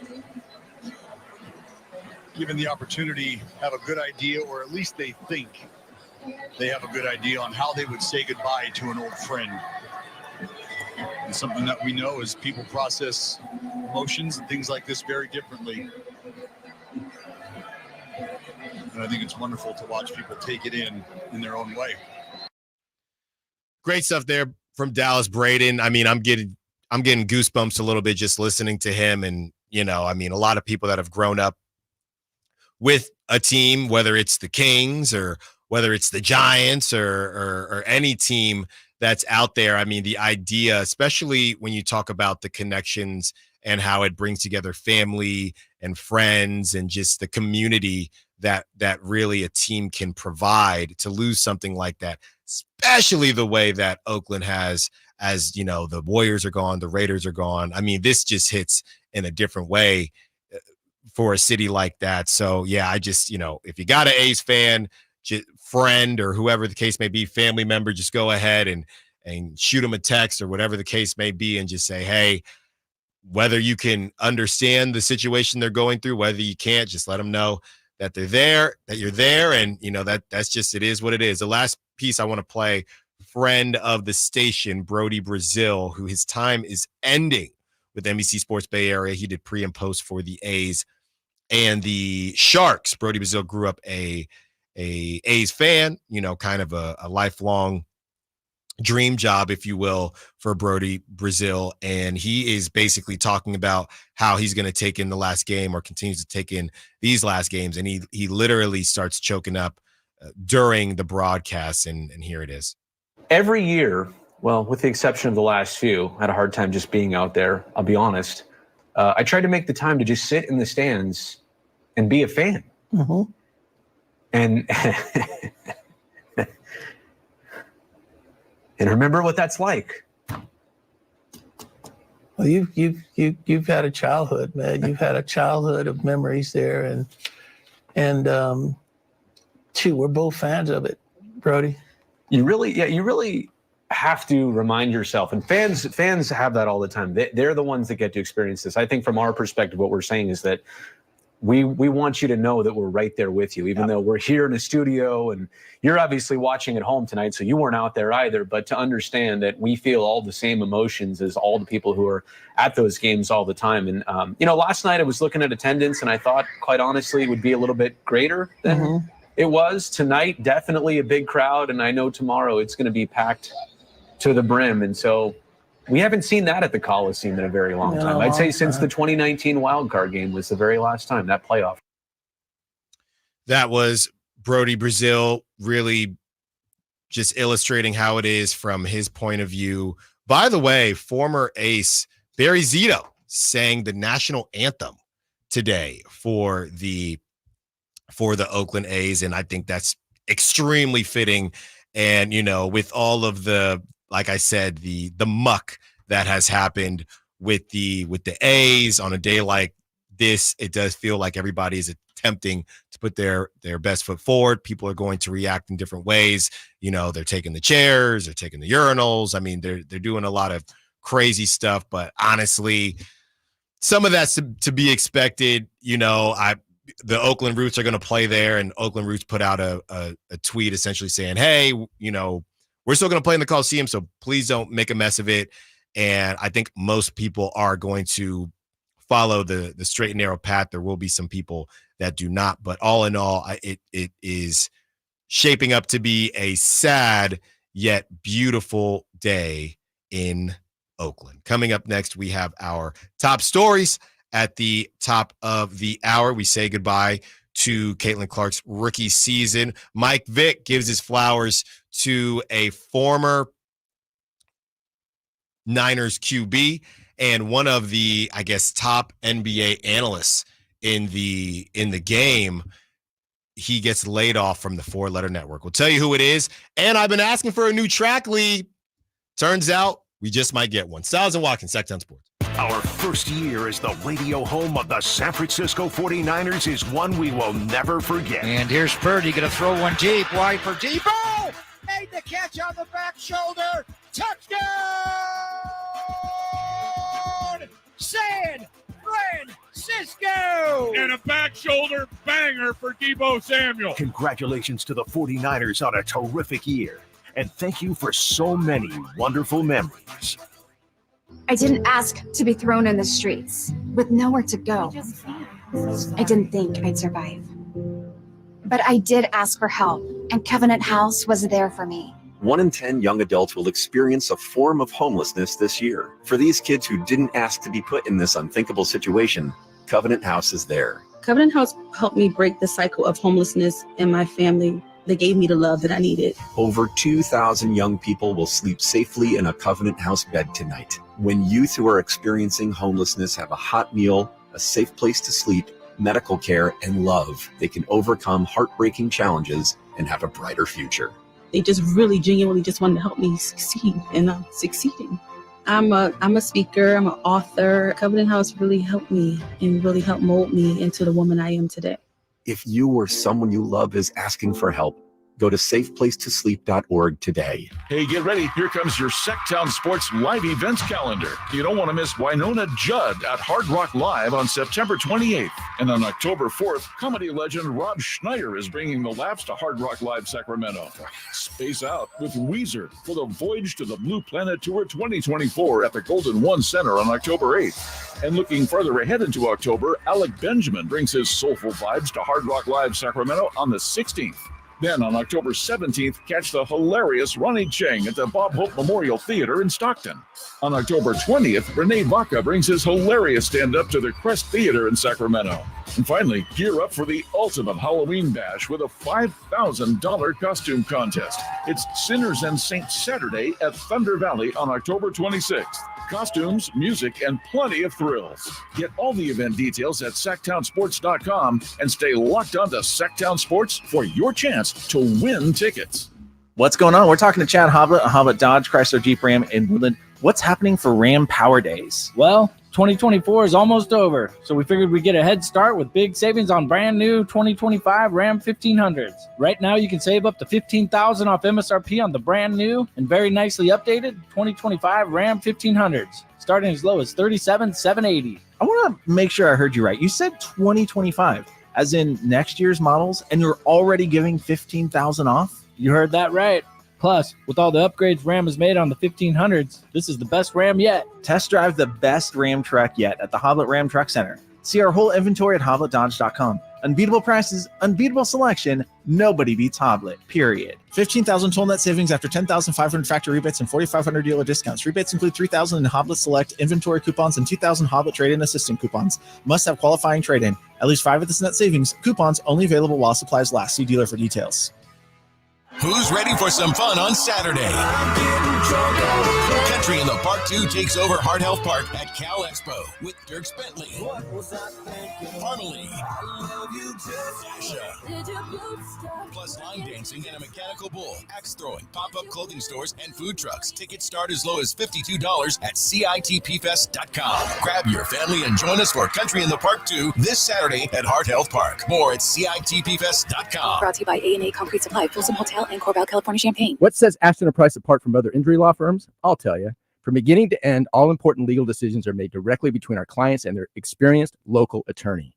A gate agent flying the plane, the receptionist performing surgery, not a chance. There's simply no substitute for the unique power of the direct attorney-client relationship offered by Ashton & Price. And there's never a fee until we win, and between you and me, we win a lot. Remember, for the best advice, don't think twice. Call Ashton & Price. She used to meet me on Khalid, live in concert. See him performing at the venue at Thunder Valley, Saturday, October 5th. Get tickets now at ThunderValleyResort.com. Don't miss the sensational Khalid for one night only at the venue at Thunder Valley, Saturday, October 5th. For more, visit KhalidOfficial.com. KHD1 Sacramento, KYMX HD3 Sacramento. From the Power Business Technology Toshiba Studios. This is Sacktown Sports 1140.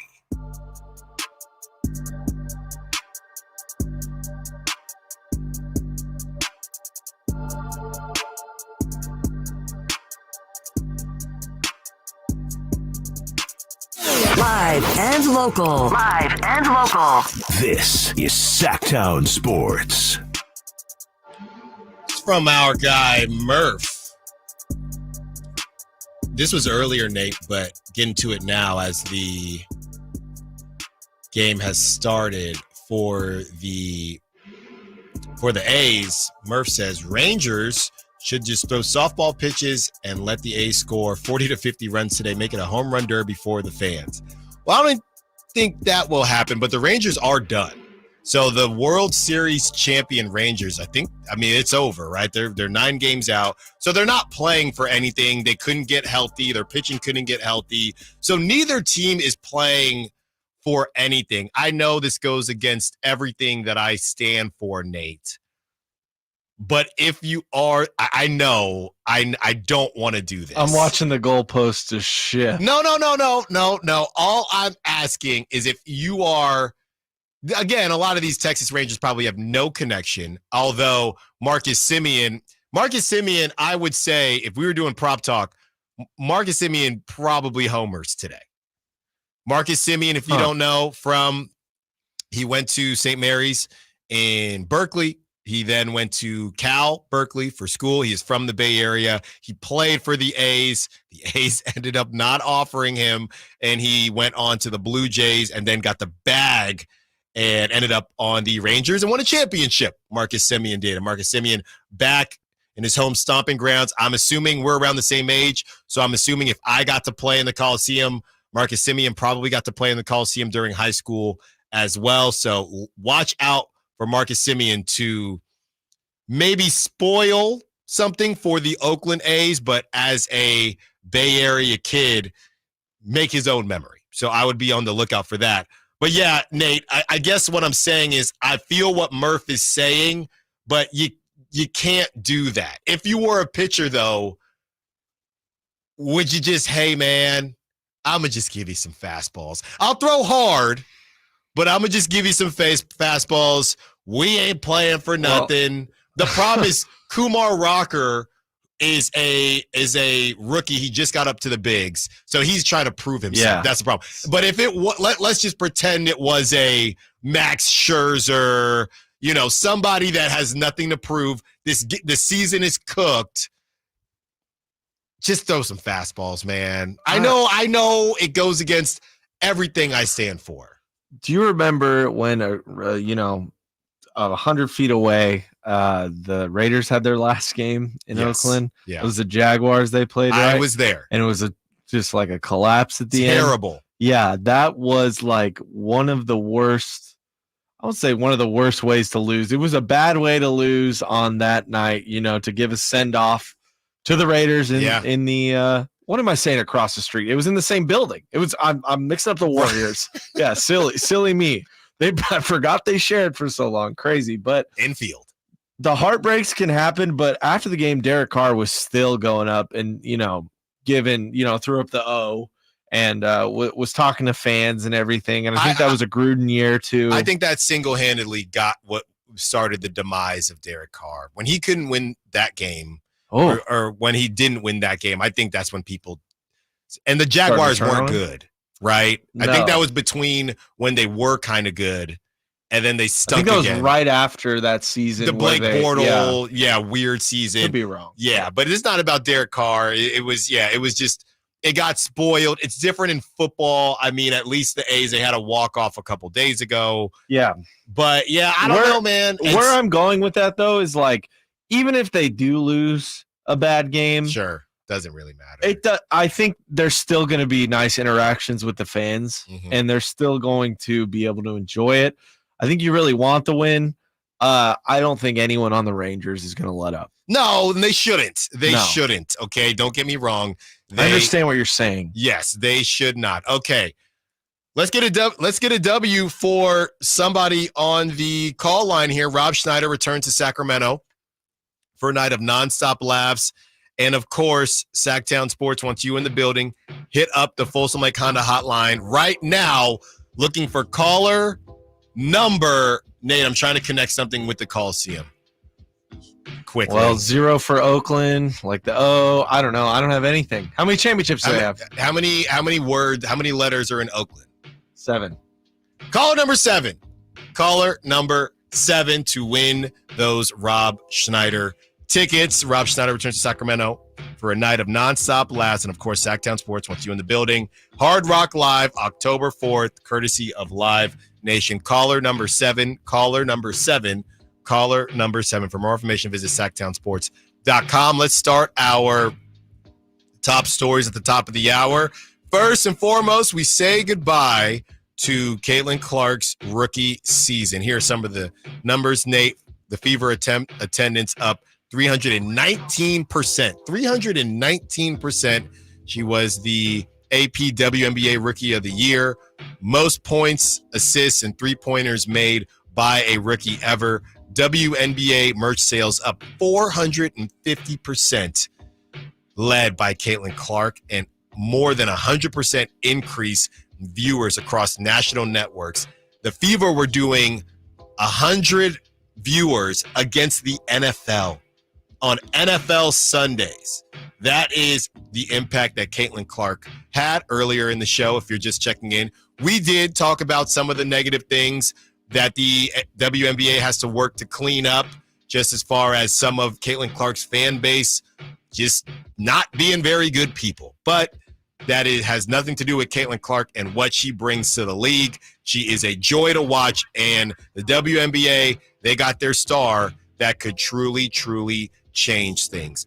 Next, you have Zach Lowe, senior writer for ESPN. If you didn't see the news, Zach Lowe has been laid off. We don't have much information on it, but yeah, Zach Lowe, this came out about an hour ago or so. Zach Lowe has been laid off. I'm sure there will be another bidding war. If anybody has listened to a NBA podcast on ESPN, the Lowe post has probably come up. He's been, he's on TV as well for them. Not sure what happened there. I don't know if it's a one-off. Everybody is only talking about him. That doesn't mean it was only him. But normally the smaller names will trickle out by now, and we haven't seen that yet. Not sure what happened. And even you have Woj coming out and saying he's one of the most talented guys I've worked with. All of those types of things. So, yeah, Zach Lowe no longer with ESPN. It looks like Nate got a winner there. If you were on hold, Nate, let me know when we're ready for that Mike Vick audio, Nate. We're ready for it right now. Mike Vick gives his flowers to a lefty to lefty. Lefties got to stick together, just like myself. Steve Young, and Mike Vick talks about how Steve Young was the guy that he looked up to back in the day. Here it is. First dual threat quarterback I looked up to growing up. I patterned my game after he was a lefty. the great Steve Young. It was a guy I looked up to, man, and I wanted to be just like him. Like I say, being a southpaw and could run, I wanted to be Steve. Are we sleeping on Steve Young? I feel like we might be. I mean, maybe the we of national media. What do you even mean by that? I feel like Steve Young, you know what? Steve Young to me Who am I talking to right now? Steve Young reminds me of, honestly, Stevie Wonder. I think Stevie Wonder is extremely talented. We know Stevie Wonder's story. I feel like Stevie Wonder's a little underrated. And I feel like everybody knows who Steve Young is and understands who he was to the game. But I feel like Steve Young might be a little underrated nationally. Well, he does a lot of commercials. He's in the Brock Purdy commercial, even that Toyota. I'm pretty sure that's a local guy, but yes. That is okay. Well, he's on somewhere. I see him on. What is that? Amazon? Nate, lefty, right? He's one of those guys who, as Mike Vick says, does he get thought of outside as a dual threat guy? People that watched, and obviously, I guess I'm more so talking about people our age, right? I know anyone older than us will say, "Oh yeah, you guys don't know nothing about Steve Young," but I don't think people realize how Steve Young did, in some ways, revolutionize the game a little bit, and he won 3 Super Bowls. Sure, but not really. He won 1. For real. He won 1. He had, you're going to say Jimmy Garoppolo won 3 then? Or the Carson Wentz too. Yeah, so I think he's properly rated, but this is going to happen in every generation. In 20 years, we're going to be like, oh, Drew Brees? This guy was crazy. You don't know nothing about Drew Brees. I'm just saying, everybody said you got to stay in the pocket. You got to do this. You got to do that. And Steve Young doesn't get brought up as an example of somebody that could run. Yeah, I mean, well, he wasn't the first one to do it. He was it kind of goes like Randall Cunningham to Steve Young to Mike Vick, right? Like there's like a handoff, kind of each generation had their guy who could move, right? So it's that have kind of revolutionized the game and the way it's played in that area. So it's I don't see him as underrated, but I'm a diehard 49ers fan. So yeah, I think he is. Okay. I think and maybe it's because he's lefty. Maybe just because he's lefty, I got love for Steve Young. Yeah. I got love for Steve Young. All right, last but not least, Alex Ohanian Athlos NYC track and field meet has officially arrived and will feature $110,000 in prize money for each event, dwarfing other track leagues. Alexis is the founder of Reddit, and he is doubling down on his bet on women's sports in the new women's only meet. Obviously, he is married to one Serena Williams, so that is probably part of that as well. And you have really something that we've never seen before, Nate. It starts Thursday, 36 women in 6 events, the 100-meter hurdles, 200, 400, 800, and 1,500 will compete for a total purse of $663,000, including $60,000 for event winners. By comparison, $110,500 of the prize money per event dwarfs the range of $30,000 to $50,000 in the Diamond League and will offer per event at its 14 regular season meets next season, when the overall purse will reach $500,000 per meet. I do find it interesting, and I do wonder if there's something out there for the men out there. But yeah, I think it's a great look for women's track, and just I'm really looking for where we're going to be able to watch this stuff, because you got to bring it to the forefront that way. But yeah, really exciting stuff, and good on them for adding another vertical to women's track and field. Coming up next, let's talk about a problem in Dallas. Where are you? Split flag, Niners, Cowboys. I know you're a listener. I drive past your house when I'm on Garden Highway every day. Let's talk Giants, the New York kind, and let's talk Cowboys. What happens if the Cowboys blow this one? And Nate and I make our picks. We're still waiting to hear back from Chris Watkins on his. Stiles and Watkins, Sac State.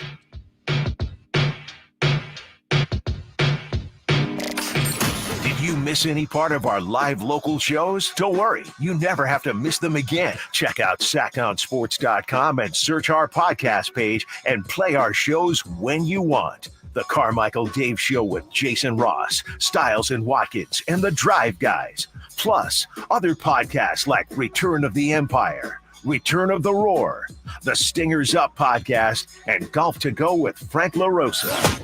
They're all available right now on SactownSports.com.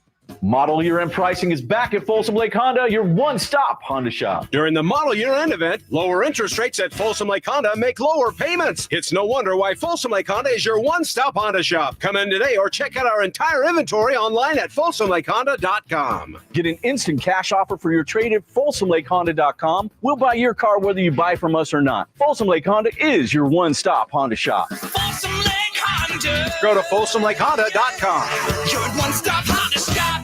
It's Capital Casino, Sacramento's #1 poker room. And guess what? Primetime football is back. Capital Casino is giving away $500 per game in high hand bonuses for every Sunday, Monday, and Thursday night primetime game. As always, offering the best food, the best service, and the best action with the most variety of games in the region, conveniently located in downtown Sacramento. So check them out, Capital Casino, and always remember to gamble responsibly. 1-800-GAMBLER.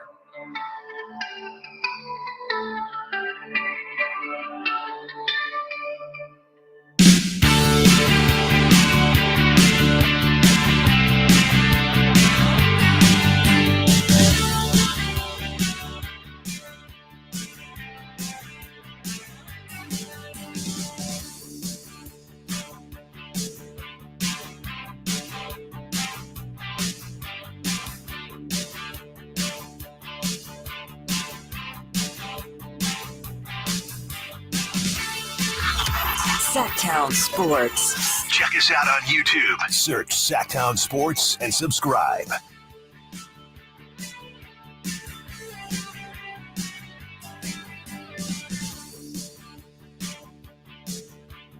Wow, Chris Watkins at the buzzer comes in with his pick and his prop. We will reveal those. Here you go, Nate. This is from the 209. Of course, Steve Young is underrated. He beat out Joe Montana for his spot, got his butt traded to Kansas City. So Joe Montana is the second best of all time. Steve Young's got to be up there from the 209. Huh. I mean, it was more of a, I don't know about, I guess I wasn't even alive then, so maybe I shouldn't speak on it, but I'm pretty well versed in Niners history. More like a passing of the torch. They felt like they had to move on from Montana injuries and everything. Because I think Joe only played 2 more years after that. But that's but it's the same. Yeah, but there's not going to be very many situations where it's prime versus prime, right? Steve Young did. Hey, let's get you. It's just like the meme. Let's get you home, Granny. Yeah, that's enough, Granny. Yeah, and ushered him home. There's still weird tension between those two, from what I've heard. Oh, I'm sure. And so I don't think he's underrated, but if you want to think that, that's fine. Okay. All right, fair enough. Let's get into these picks, Nate. The Cowboys take on the Giants. And I mean, Nate, I think it goes without saying this is a must win for the Cowboys. I mean, you cannot lose this game. Could you say it's a must win for the Giants, dude? Well, sure, but I don't think the Giants are doing anything. I'd be so happy if the Giants won tonight, but I'm not stupid enough to pick them. I don't think the Giants are doing anything. So that it doesn't matter to me. I'm looking here, Nate. All right, the spread. I've seen 5.5 and I've seen 6. Money line -250 for the Cowboys. Over under 45.5. And yeah, I'm not feeling good about the line, even though I just don't think the Giants are very good. I don't know that the Cowboys are very good at this point in time. It's in New York, if that matters, if that means anything. Cowboys just lost 2 games back-to-back at home. It's almost as if they need to go on the road. And I'm pretty sure, Nate, that, the AT&T Stadium gives similar vibes to Allegiant. I don't know what it is, but yeah, these big fan bases, nobody really talks, and I'm sure the Cowboys fan base is better than the Raiders in terms of other teams taking over their stadium. But maybe there's something to be said about these huge stadiums as we talk about Sac State, and Nick's bringing up Sac State being intimate. Is there a level of, wow, this is so big, it just doesn't, I can't even tell who's rooting for who, right? Like how much of a home field advantage do the Cowboys even have? It's funny you say that. I've been watching that Vince McMahon documentary. Mhm. Have you heard about that on Netflix? Oh, yeah. I've seen clips. And they're talking about WrestleMania 3 was like in the Pontiac Silverdome, 90,000 people, and they're debating if that's real or not. Mhm. That is a surreal amount of humans in one area watching one thing, taking it all in. I think it is a bit of a overwhelming situation for fans and for players. So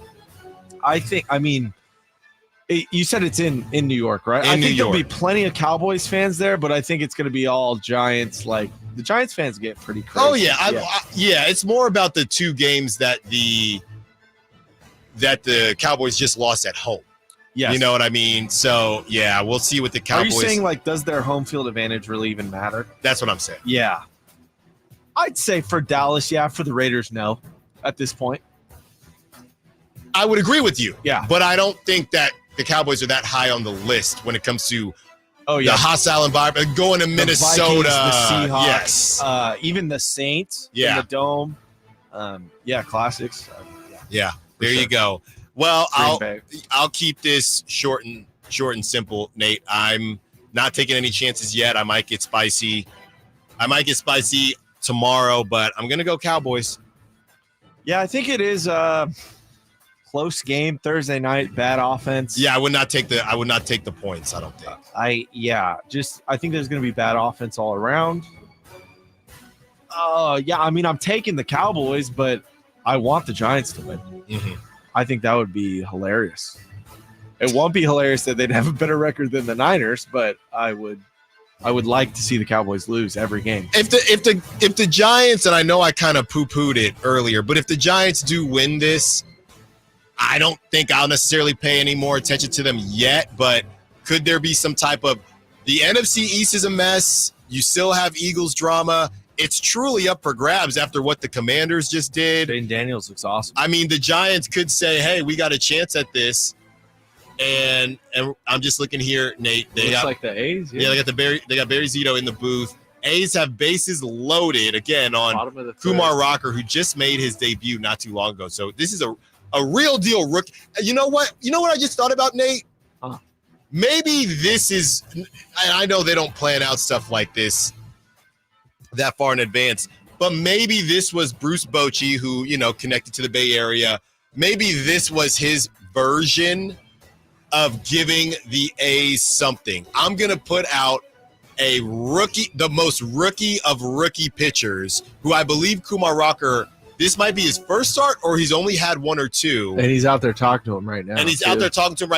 Maybe it's, hey, I'm not going to throw the game, but I'm going to give you guys a rookie to feast off of.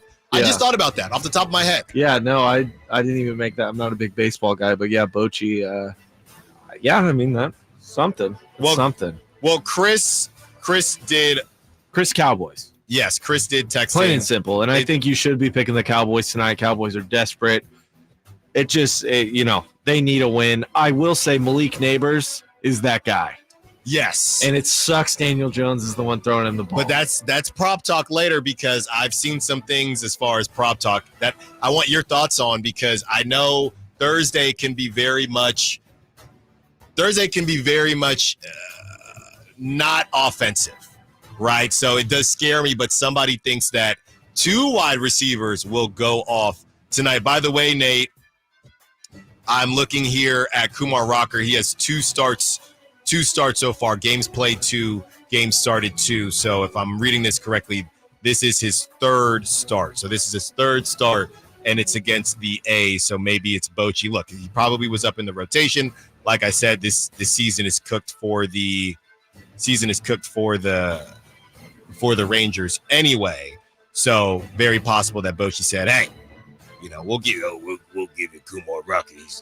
He's a rookie guy." So there you go. There's my Bruce Bochy impression. Coming up next, really good. Prop Talk, Stiles and Watkins, Sac State. Our first year as the radio home of the San Francisco 49ers is one we will never forget. They're going to give it. No, it's a play action. Purdy going to roll left, throw for the end zone. Caught by George Kittle. He has the hat trick tonight, a career high. 3 touchdown catches for George. Touchdown! San Francisco. Congratulations to the 49ers on a terrific year. And thank you for so many wonderful memories. Hey, I can't wait for golf this weekend, huh, buddy? Time flies. Love you, man. Oh, don't forget your knee brace again. We aren't in college anymore. Moments together matter, so help protect yourself from RSV. If you're 75 or older or 60 plus with a chronic condition like asthma, COPD, heart disease, or severe diabetes, you're at higher risk of landing in the hospital from RSV, and there are no prescription RSV treatments. Check eligibility and schedule your RSV vaccine at vaxassist.com. Sponsored by Pfizer. Pros, now's your chance to save big during Pro Savings Days at Lowe's. Right now, save big on appliances like the GE Stainless Steel Kitchen Suite. Plus, save $40 on 5-gallon pails of Valspar Reserve, Valspar Defense, and Valspar Stain. Shop Pro Savings Days today for big savings on everything you need to get the job done right. Because Lowe's knows pros. Valid through 9/27 while supplies last. Selection varies by location.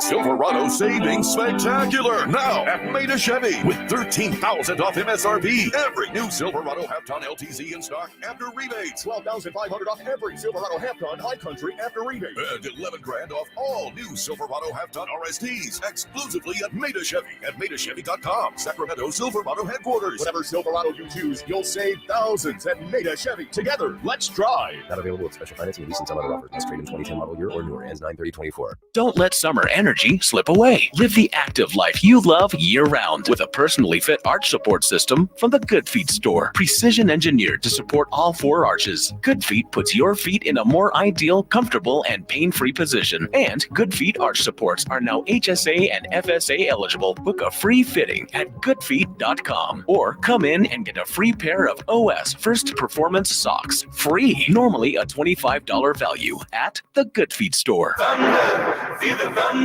It ignites something inside of you. Lightning and the thunder. Sets alight an elevated state of being. Days are pure exhilaration. And the nights, they're simply electric. See it, hear it, feel it. Thunder, feel the thunder. Lightning and the thunder. Thunder Valley Casino Resort. Feel the thunder. When I want to stretch out after a long day, my sofa needs to be comfortable, but it also needs to look attractive and inviting when guests come to visit. Hi, I'm Frank LaRosa with a word about Naturewood Home Furnishings. We spend so much time on our living room sofas that we forget they're a focal point and a hint to our decorating tastes. Right now, during Naturewood Home Furnishings sofa sale, you can save on every sofa, including gallery-exclusive custom-ordered flex steel furniture. Whether you're interested in a new sofa, sectional, or recliner, you can choose from hundreds of colors and fabrics. Nobody has more styles and choices than Naturewood Home Furnishings. And when it comes right down to it, it's all about choices and always about quality. Shop Naturewood for the look you love at a price you'll love even more. Visit Naturewood Home Furnishings right now for this remarkable sofa sale. Off Highway 50 at Hazel, look for the water wheel. What's up? We're talking to Chad Hoblet of Hoblet Dodge Chrysler Jeep Ram. Chad, what's going on for Ram Power Days? If you've been looking for the right, hard-to-find Ram heavy duty, great news. We have them. And right now, you can save up to $15,500 off MSRP on the new 2024 Ram 2500s. You always seem to have the best deals and biggest selection of Ram trucks. That's why we are California's #1 Ram truck dealer and #3 in the nation. Plus, we have over 400 new Ram trucks available, including those hard-to-find heavy duties. Your perfect truck is waiting at the Hoblet Ram Truck Center. Find your new heavy-duty Ram in the Hoblet Ram Truck Center. See their whole inventory at HobletDodge.com. And remember to check out the Hoblet Used Car Super Center in downtown Woodland with over 50 cars under 20 grand. Unbeatable prices, unbeatable selection. Nobody beats Hoblet, period. $15,500 total net savings on select new Ram 2500 tradesmen after $9,000 factory rebates, $6,500 dealer discounts. Rebates include $3,000 Hoblet select inventory coupons, $2,000 Hoblet trade-in assistance, must have qualifying trade-in, and $2,000 on-the-job incentive for qualifying business owners. At least 5 of this net savings. See dealer for details.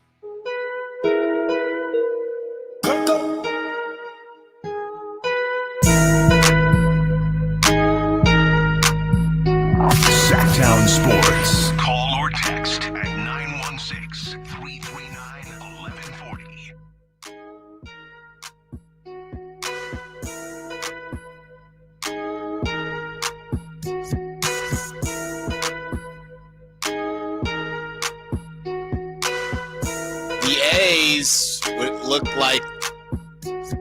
looked to be a fielder's choice that they scored on, and then a sack fly. So the A's are up 2-0. The A's are up 2-0 now in the last game that will be played, at least as we know, in Oakland for the Oakland Athletic before they come to Sacramento. And then maybe go back to Oakland for the playoffs. And then maybe go back to Oakland for the playoffs. That's the worst part of this whole thing. Well, it's new ownership, so it's really it is really possible that it is possible that could happen. I mean, you got to make the playoffs, but yeah, I think anything is possible. So 2-0, the A's taking on Kumar Rocker in his third start of his career. So the A's looking to introduce the young buck to the big leagues. As we get into some prop talk, Chris Watkins has sent the prop talk over as well. Before we get into prop talk, Nate, one thing I wanted to mention that, a lot of people are saying, like you said, Malik Neighbors, over on CeeDee Lamb. 6.5 receptions for Malik Neighbors. They were saying the one that I saw was yards on both. And, I think it is, I don't know. I get scared with the receivers, man. I mean, it could all. On Thursdays or just in general? In general, and then on top of that, isn't the whole idea that Thursdays it's a short week. A lot of times guys they just don't have it the same way. You can't implement the offense you want to in time. Yes, and that leads to lower scoring games on Thursdays. I would say tonight may be a little more unique in the fact that you have a guy who throws a lot in Dak Prescott. You have two teams that are very familiar with each other, so they might be able to do more. Or that might mean the complete opposite. They know each other so well that nothing gets done on the field. But with that said, I'll give my prop if we're ready for that. Are we ready? We are ready. So we'll get to Chris Watkins here in a second, but I'm going to rock with the Cowboy, the guy, Dak Prescott. He said it 261.5 passing yards. I saw that. On any given Sunday, I'm probably taking the over on that. That man likes to sling the ball. It's been, his MO is just yards, putting up the stats. Dak's Pat, I can't think of anything, but Dak 261.5. I'm taking the under on that. Why? Because it's Thursday. I think they don't have Zeke is set at.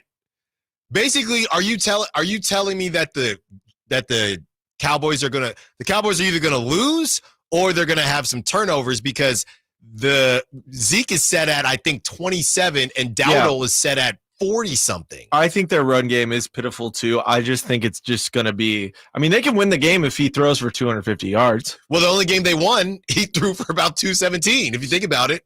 Yeah, so they don't, the Giants could have the ball a lot, not score, and they're going to be running the ball. The clock's going to be ticking faster. That's just my thought process. Thursday is not a great night for offense. I'm going the under on Dak Prescott passing yards, 261.5.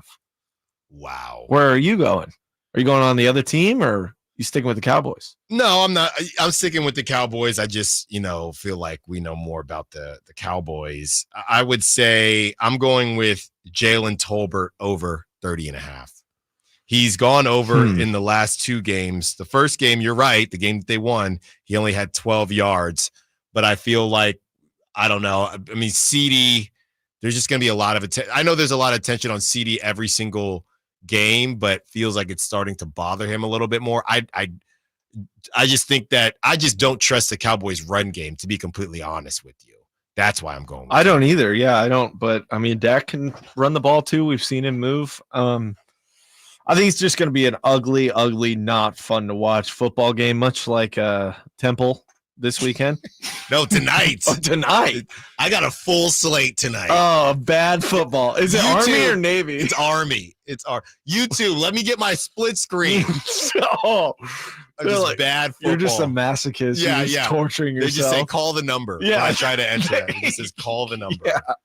Oh, man. Well, Chris Watkins, he didn't give an over or under, but I'm going to assume over. I am too. Okay, so he said Devin Singletary, 62.5 rushing yards for the Giants. He's taking the over. Giants are going to have to run the ball a lot. The Cowboys defense has been pretty pitiful.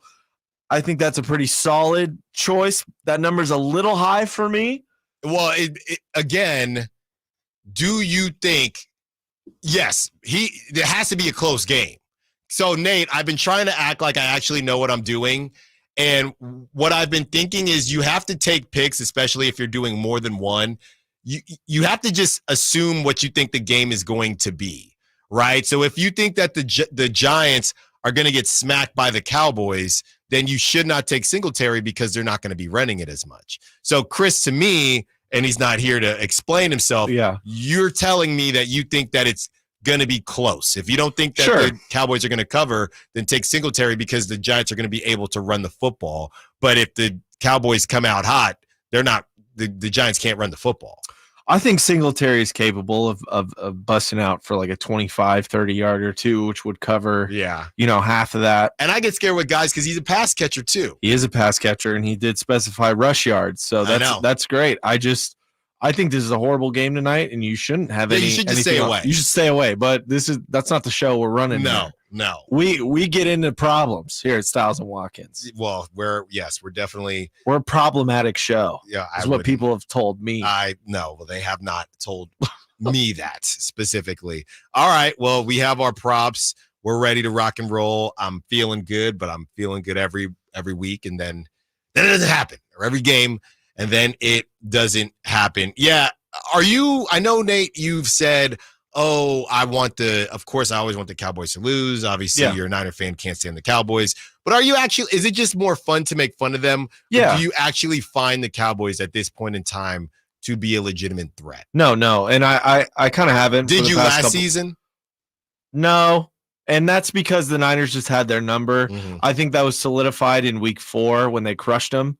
And it was like, oh, okay. So I've been on the receiving end of that as a Niners fan against like the Seahawks, against the Chiefs, like just getting trashed. And I'm like, okay, the Niners have it with Dallas, which is nice. Dallas is fine. It's really a lot of the fans and a lot of the fake like drama. The Niners fans do it too, and it's really annoying. I hate meme pages dedicated to like the Niners and stuff on like Instagram. It'll be like, oh, Cowboys fans after a loss and they cry. And it's like a Niners fan making fun of them or whatever. Like, I hate that stuff. It's not funny either side because I hate when it happens to me. But when I see it, it's like, dude, what are we doing? We're losing every Super Bowl. It just it feels so wrong, and people love it, and people get into fights. I'm not in for that. I don't hate the Raiders.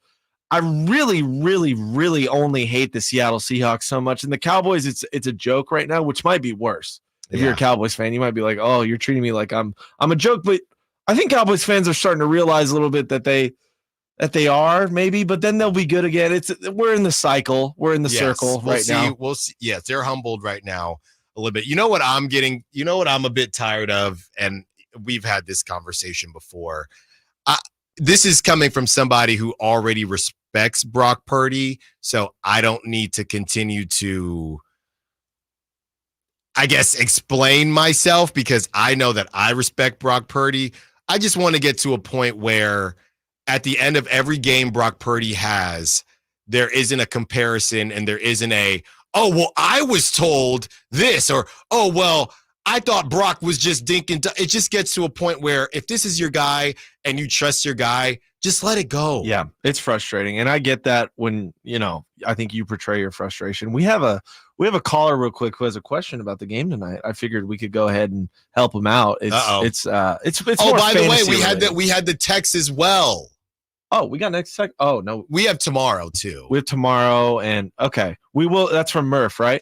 No, this person didn't leave a name. It was just, we know it was 209. It was, I know it was 33K. That's all I do know. Okay. I'm scrolling down now to find it. Let's bring up Joey real quick, and he's got a question for us regarding the Cowboys Giants tonight. All right, let's do it. Joey, you're up. Hey, guys. Hey, Joey. Hey, thanks for taking my call, guys. Hey, guys. Hey, real quick. Justin Fields or I got Daniel Jones. Fantasy? Yep. I'm going Justin Fields all day. He's too hot right now. Daniel Jones. Those are two tough options. But for me, I'm never starting Daniel Jones, especially on a Thursday. The only thing I would worry about is I saw what the Colts defense in that first week did to CJ Stroud. Now the Texans haven't looked particularly good in really any game offensively, but the Colts defense, who scares you more, Nate? Daniel Jones against the Cowboys defense or Justin Fields against the Colts defense? Because the Colts defense, I think, is better than the Cowboys defense. Sure, I think that too, but I'm just betting too much on it being a Thursday night game. And I mean, Joey, we're not trying to put you in a tough spot and have two people give you two different answers, but sorry, Joey. Nate just turned you off because of the echo. So, Nate, we're just not going to help Joey. You're going to say we're helping Joey. I'm saying Justin Fields. You're going to say Justin Fields. I'm going to say Daniel Jones. No. I'm saying I'm thinking about it, but I'm going to make it easy on Joey. I'm going to say Steelers as well. I'm going to say Justin Fields. So, Daniel Jones has had better games than I thought. He's got 18, 19 points the past two games. Week 1, he had 5 points. So, regardless, though, it's just a Thursday night. Daniel Jones just hucking it up to Malik Neighbor. Like, I just don't like it at all. I don't like Daniel Jones at all. So it's less about Justin Fields being good, more about staying away. Yeah, I'm worried about the hype that Justin Fields. This is about that time where it's okay, just like the Saints. Okay, time to come back to life. This feels like this could be in Indianapolis. It could be come back to earth game for Justin Fields. Either way, Joey, you got two bad options. Yeah, let's just start there. Time to make a trade, Joey. Yeah, make a trade, Joey. Maybe Emil will trade with you because he keeps DMing me to make a trade. But rock with the Steelers, Joey. But just know, in my heart of hearts, I want to go with Daniel Jones, but I didn't want to give you a split answer. Nate, I found it. I know we got to get to the other side. It's from the 916. They're in the Survivor League with 11 left, and they're looking at 33,000. They can't pick the Seahawks, the Chargers, or the Jets. Don't pick anyone tonight. Who is a lock this week. 916, hang with us tomorrow. We'll get Chris back because we really want to make sure that we nail this for you, and we will give you that pick tomorrow. Do not pick anybody tonight. Stay away, and we'll give you that answer tomorrow, 916. But coming up right next, we have Whitey Gleason for some crosstalk. Stiles and Watkins, Sacktown Sports. You never know what you might hear when listening to a Sacramento Kings game. Out of Keegan, going for another triple. Man, is he feeling it. Can he do it? Yes, there's number 11, Keegan Murray. Keegan steps back. He just knocked down his 12th three-pointer, a Kings franchise record. He's got 45 points. Never miss a moment of Sacramento Kings basketball with Sacktown Sports and the Sacktown Sports app.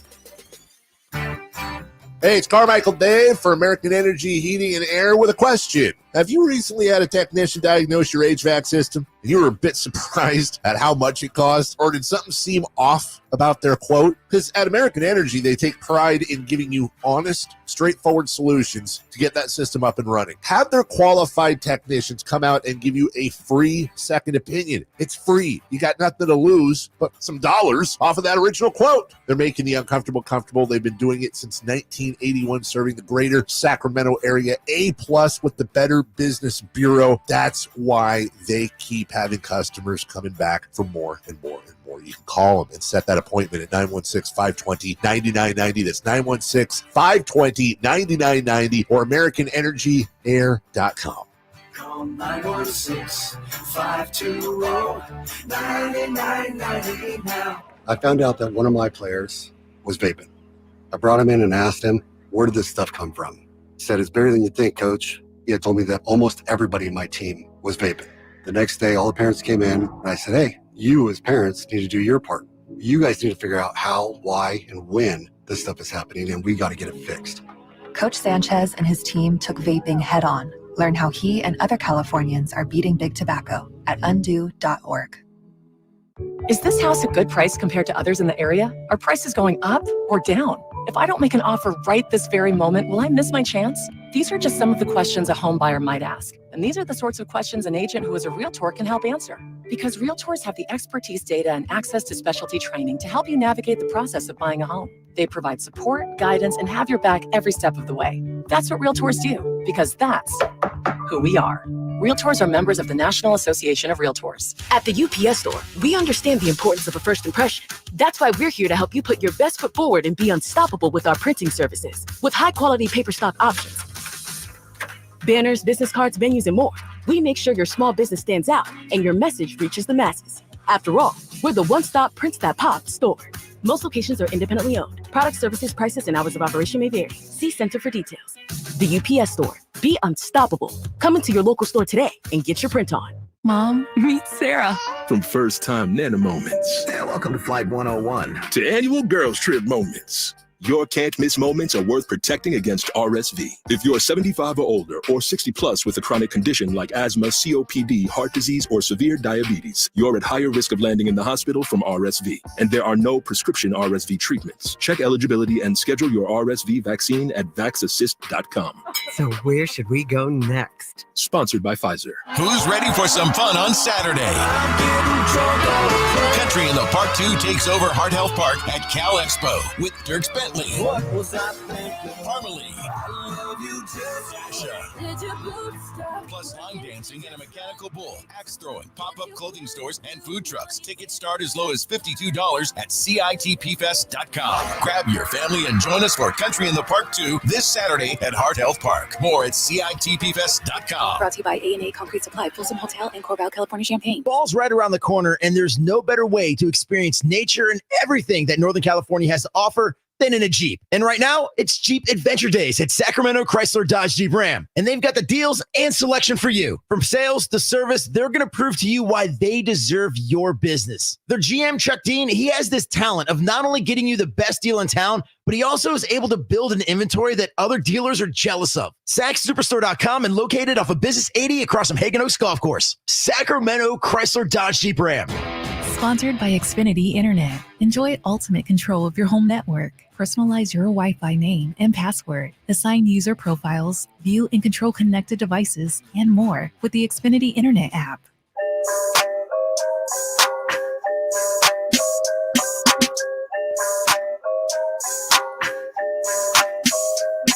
Live and local. This is Sacktown Sports. Whitey Gleason, hello, in the building. As we have the game on, it's still 2-0. Top of the fifth, the game is flying by. Did you see who sang the national anthem? I did. We talked about it. Barry Zito.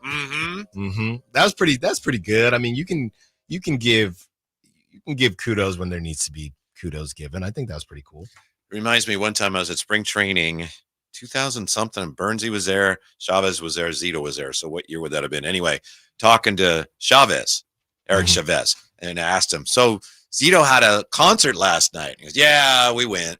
I said, how was it? He goes, it was terrible. And I'll just say, I don't know.